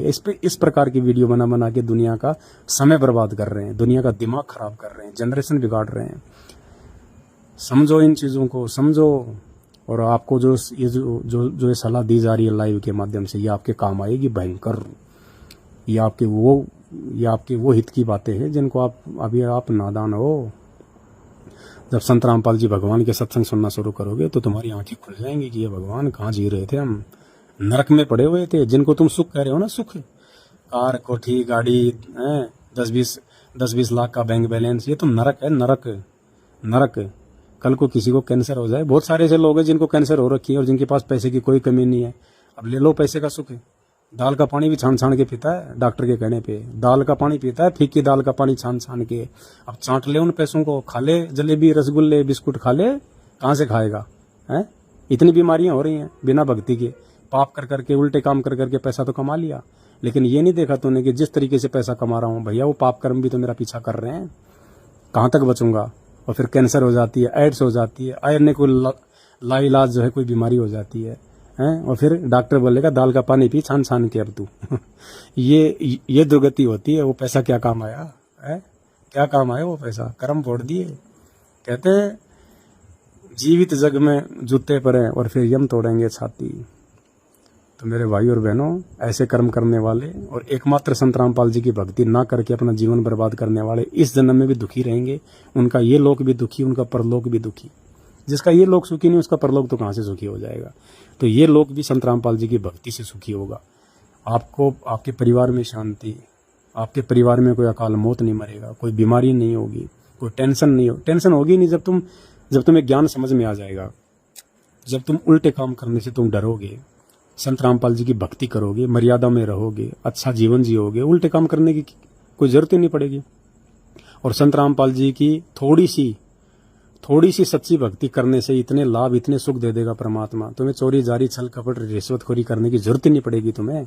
उल्टे काम तो वो करता है जिसको भूख होती है, और इस ज्ञान से फिर तुम्हारी ये मतलब इच्छाएं शांत होंगी कि भाई वो फलाने का लड़का डॉक्टर बन गया, उसने मकान बना लिया, गाड़ी ले आया, तो दूसरे क्या कहेंगे, और देख नालायक तू तो कुछ नहीं कर रहा है, उसका छोरा नौकरी लग गया, ये कर लिया, वो इतने कमाता है। तो वो क्या करेगा बेचारा? वो भी फिर ये करेगा, 2 नंबर के काम करने का प्रयास करेगा, क्योंकि माँ बाप ने एक ही डंडा दे रखा है, पैसे ला पैसे ला पैसे ला। तो उल्टे सीधे काम करेगा। उल्टे सीधे काम करने में क्या होगा? या तो कहीं मारा जाएगा, या पकड़ा जाएगा, जेल चला जाएगा। और सफल भी हो गया तो फिर अंत में फिर वो जो पैसा कमाया है, जो पाप करके, उल्टे काम करके, वो भोगना पड़ेगा। कोई रोग हो जाएगा, एक्सीडेंट में टांग टूट जाएगी, पैर टूट जाएगा, लकवा मार जाएगा, पैरालिसिस हो जाएगा। समझो इन चीज़ों को भाई और बहनों, समझो। बच्चे नहीं हो तुम लोग, परमात्मा ने तुम्हारे को मानव बनाया, इंसान बनाया, जानवर नहीं बनाया। ऊपर से विशेष दिमाग दिया परमात्मा ने। चिंतन करो, मनन करो, कहाँ जी रहे हो तुम। ये 4 दिन का जीवन है। वो कल को यार दोस्त रिश्तेदार शमशान घाट तक के साथी हैं, आगे नहीं जाएंगे वो। जब मर जाओगे ना तो रिश्तेदार, यार दोस्त, भाई बंधु, बेटा बेटी, पत्नी, ये सब शमशान घाट तक के साथी हैं। और जब आग लगाएंगे ना तो वो भी 20 कदम दूर जाके बैठ जाएंगे। समझो, फिर तुम अपने पाप कर्म लेके जाओगे, कुकर्म लेके जाओगे, फिर ऊपर यमराज, धर्मराज नरक में ठोकेगा, फिर भाले ठोकेगा सीधे आंखों में, मुंह में वो नहीं देखता कि इसको दर्द हो रहा है, कहाँ लग रही है। वो यम के दूध फिर भाले ठोकेंगे, सीधे जलती हुई आग में डालेंगे अंगारों में। तो समझो इन चीज़ों को भाई और बहनों, समझो परमात्मा धरती पे है। ये संत रामपाल जी आम व्यक्ति नहीं है। ये आप और हमारे जैसा दिखाई ज़रूर देता है, लेकिन ये परमात्मा है, ये परमेश्वर है, ये भगवान है। बाद में रोगे ऊपर हाथ खड़े करके जब समय बीत जाएगा। अब समय है, थोड़ा उनकी जानकारी प्राप्त करो, थोड़ा सत्संग सुनो उनके, सत्संग से ही पता चलेगा। हम बच्चे को स्कूल में भेजते हैं, वो किताबें पढ़ता है तभी तो उसको जानकारी होती है। तो संत रामपाल जी ने जो किताबें हमें पढ़ाई अध्यात्म की, ये कुरान, पुराण, बाइबल, सभी धर्मों की सभी पुस्तकें, तो थोड़ा ज्ञान अर्जित करो। महीना 2 महीना सत्संग सुनो, फिर देखो, फिर तुम रोके नहीं रुकोगे। फिर तो तुम्हें पता चल जाएगा कि हाँ यार, हम तो बहुत बड़ी जो है अज्ञानता की नींद में सो रहे थे। बताओ, भगवान हमारी गोद में, हम कहाँ घूम रहे हैं। ओहो, घर में भगवान और हम मंदिरों में ढूंढ रहे हैं। घर में भगवान और हम लोग मस्जिदों में ढूंढ रहे हैं। घर में भगवान हम लोग जो है गुरुद्वारों में ढूंढ रहे हैं। घर में भगवान और हम लोग बद्रीनाथ, केदारनाथ, हरिद्वार, पता नहीं कहाँ कहाँ धक्के खा रहे हैं। तो समय हाथ से निकल जाएगा, फिर रोने पछताने के अलावा कुछ नहीं मिलेगा। आज ये बेटा बेटी, भाई बंधु, कार कोटी, रिश्तेदार, जवाई, ये कुछ काम नहीं आएंगे। और वैसे भरोसा नहीं, संत रामपाल जी की जो व्यक्ति शरण में नहीं है उसका कोई भरोसा नहीं, वो कब मर जाए, कब मर जाए। आप देख रहे हो अपने चारों तरफ, सुबह सुबह अखबार पढ़ते हो, न्यूज़ देखते हो, 5 वहाँ मर गए, 6 वहाँ मर गए, बस खाई में जो है वो गिर गई, इतने आदमी शराब पी के मर गए, इतने आदमी कैंसर से मर गए। उन्होंने सोचा था क्या कि हम मरेंगे, या कोई मरना चाहता है क्या? लेकिन मर गए ना। तो तुम्हारा भी क्या विश्वास है बताओ? घर पे बैठे हो, आराम से खाना खा रहे हो, ऊपर से पंखा टूट के गिर गया, गया भाई साहब। है कोई भरोसा 1 सेकंड का? नीचे ही बैठ के तुम पैसा गिन रहे होगे, 1 लाख, 2 लाख, 4 लाख, 5 लाख, कल होटल का इनॉग्रेशन है, पैसा लेके चले नहीं कि पीछे से गाड़ी को ट्रक ने ठोक दिया भाई साहब का, 3 2 5 हो गया। है कोई भरोसा? कोई भरोसा नहीं है। फिर काहे में अपने आप में फन्ने खा बन रहे हो, काहे में अपने आप में सूरमा समझ रहे हो। जब तुम्हारे जीवन का भरोसा नहीं है, पानी का सा बुलबुला तुम्हारा जीवन है, कब फूट जाए भरोसा नहीं है। और तुम अपने आप में आगे की प्लानिंग कर रहे हो, होटल बनाऊंगा, ये करूंगा, छोरे को डॉक्टर बनाऊंगा, ये करूंगा। अरे जो काम करना था वो तो तूने किया नहीं। ये मानव शरीर परमात्मा प्राप्ति के लिए मिल रहा है, वो काम तो तूने स्टार्ट किया नहीं। और वो परमात्मा की प्राप्ति बिना सच्चे गुरु की हो नहीं सकती। और सच्चा गुरु वर्तमान में धरती पे केवल संत रामपाल जी है। बाद में रोगे, कुछ नहीं मिलेगा, पछताओगे बहुत भयंकर। ये गधे कुत्ते सुअर बन के यहीं घूमोगे, फिर एक एक टूक के लिए यूं मुंह फाड़ के देखोगे। और किसी ने टूक फेंक भी दिया तो साथ में वो 10 ग्राम मिट्टी और खाओगे। तो समझो इन चीज़ों को। संत रामपाल जी भगवान है धरती पे, ये आम व्यक्ति नहीं है, आम कोई साधारण मनुष्य नहीं है। ये गलतियां आज से पहले राम और श्री कृष्ण के समय भी लोगों ने की थी और रह गए। आज उनकी मूर्तियां पूज रहे हो, पत्थर ही पूज रहे हो, कुछ नहीं मिलने जुलने वाला। तो भगवान धरती पे है भाई, मौका मत चुको। देखो कुत्ता रो रहा है उधर हमारे मकान के साइड में, वहां पे ऊपर मुंह करके। और कुत्ता क्यों रोता है पता है भाई? कुत्ता तो हू करता है, लेकिन कुत्ता हू क्यों करता है रात्रि के समय पता है? परमात्मा ने बताया कि जो कुत्ता होता है ना, उसको याद आती हैं, उसको मेमोरीज आती हैं वो पूर्व जन्मों की। वो कहता है कि हे भगवान, मैं तो मौका चूक गया। हे परमात्मा, जब मानव शरीर में था तो मैंने इन बातों पे ध्यान नहीं दिया। लोगों ने मुझे बहुत समझाया, लेकिन मैंने उनकी बातों को टाल दिया कि कोई भगवान नहीं होता, कुछ नहीं होता, सब बकवासबाजी, अपना काम धंधा करो, अपने बच्चे पालो, यही भक्ति है, यही धर्म है। और आज वो कुत्ता बन के उन दिनों को याद करके ऊपर मुंह करके रोता है कि भगवान एक बार और दे दे मानव जन्म। हे भगवान, अब की बार तेरी भक्ति करूंगा और कुछ नहीं करूंगा, एक मानव जन्म और दे दे परमात्मा। रोता है वो ऊपर मुंह करके। तो कहीं ऐसा ना हो कल को आपको भी वो दिन देखने पड़े। इसलिए इन चीजों से शिक्षा लो। अरे ये जानवर हम देख रहे हैं, गधे, कुत्ते, बिल्ली, सुअर, बैल, ऊंट, ये क्या इनको दुख नहीं होता? क्या इनको दर्द नहीं होता? क्या सर्दी आती है तब इनको सर्दी नहीं लगती? गर्मियों में इनको ये गर्मी नहीं लगती? आज तुम्हें कोई हल में जोड़ दे तो क्या हाल होगा? और सारा दिन किसान उसके मारता पीठ पे, उससे वो खेती करता है। क्यों दुख उठाने पड़े उसको इतने? इसलिए क्योंकि वो नालायक जब मानव शरीर में था, जब वो नालायक कभी इंसान था, स्त्री या पुरुष, उसने संतों की बातों पे ध्यान नहीं दिया, उसने भक्ति नहीं करी। भक्ति भी करी तो वो पत्थर पूजा वाली नकली, पीपल पूजता रहा, पेड़ पूजता रहा, पत्थरों के चक्कर में देता रहा, वो कावड़ लाता रहा, पैदल यात्रा करता रहा। सच्चे गुरु की तलाश नहीं करी जो शास्त्रों में लिखा हुआ है। गांव-गांव में, नगर-नगर में नकली गुरु बैठे हैं। उन गुरुओं की पहचान उसने शास्त्रों से नहीं करी, ज्ञान से नहीं करी। बस उनकी मीठी मीठी बातों में आके दान धर्म करता रहा, अपना जीवन बर्बाद कर गया। वो गुरु भी नरक में, वो भी नरक में। 84 लाख में दोनों गुरु चेले बैल बन के किसान के खेत में हल जोत रहे हैं। तो भाई और बहनों, समझो इन बातों को।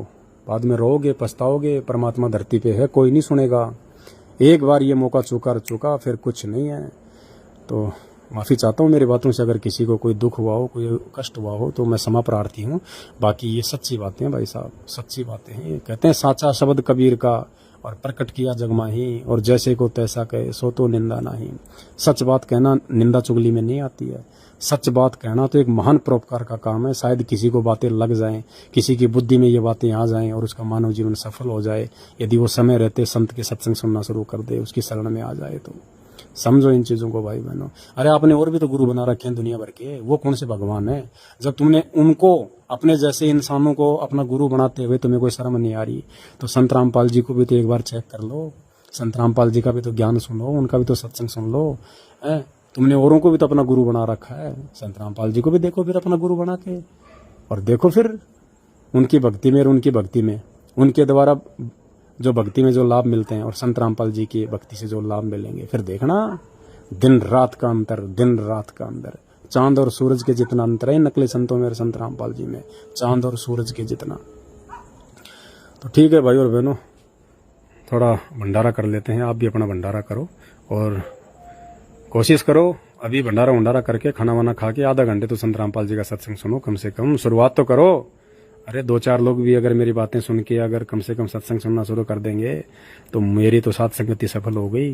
मुझे तो हरी चर्चा का पूरा लाभ मिल जाएगा और आप लोगों का जीवन सफल हो जाएगा। और बाकी भाई जिसने गधा कुत्ता सुअर बनना है, देखो उनको तो भगवान आके बोल रहा है। 1994 से संत रामपाल जी खुद परमात्मा आके चिल्ला रहा है, तो भी उनके समझ में नहीं आ रही। तो हमारे जैसे उनके भक्तों की बातें कहाँ से समझ में आएगी? लेकिन जो समझदार आत्मा होती है ना, जो शाणी आत्मा होती है परमात्मा की, वो विचार करती है इन बातों पे कि यार इसको क्या फायदा, इतना सब कुछ, अगला अपना बैलेंस जो है वो बर्बाद कर रहा है, अगला अपना समय खर्च कर रहा है, इतनी देर ये बातें बता रहा है, इसको क्या फायदा? हम कौन सा उसकी जो है वो घर पे बोरियां डालने जा रहे हैं? जरूर कोई न कोई बात है, विचार करना चाहिए आदमी को। तो ऐसे लोग विचार करके सत्संग सुनेंगे संत रामपाल जी के। तो ठीक है भाई और बहनों, दया परमपिता परमेश्वर की। फिर लाइव आएंगे आप भाई बहनों को समझाने के लिए, अगर समझ जाओगे तो। इसी के साथ पूर्ण परमेश्वर की वंदना करते हुए आज का वीडियो समाप्त करेंगे।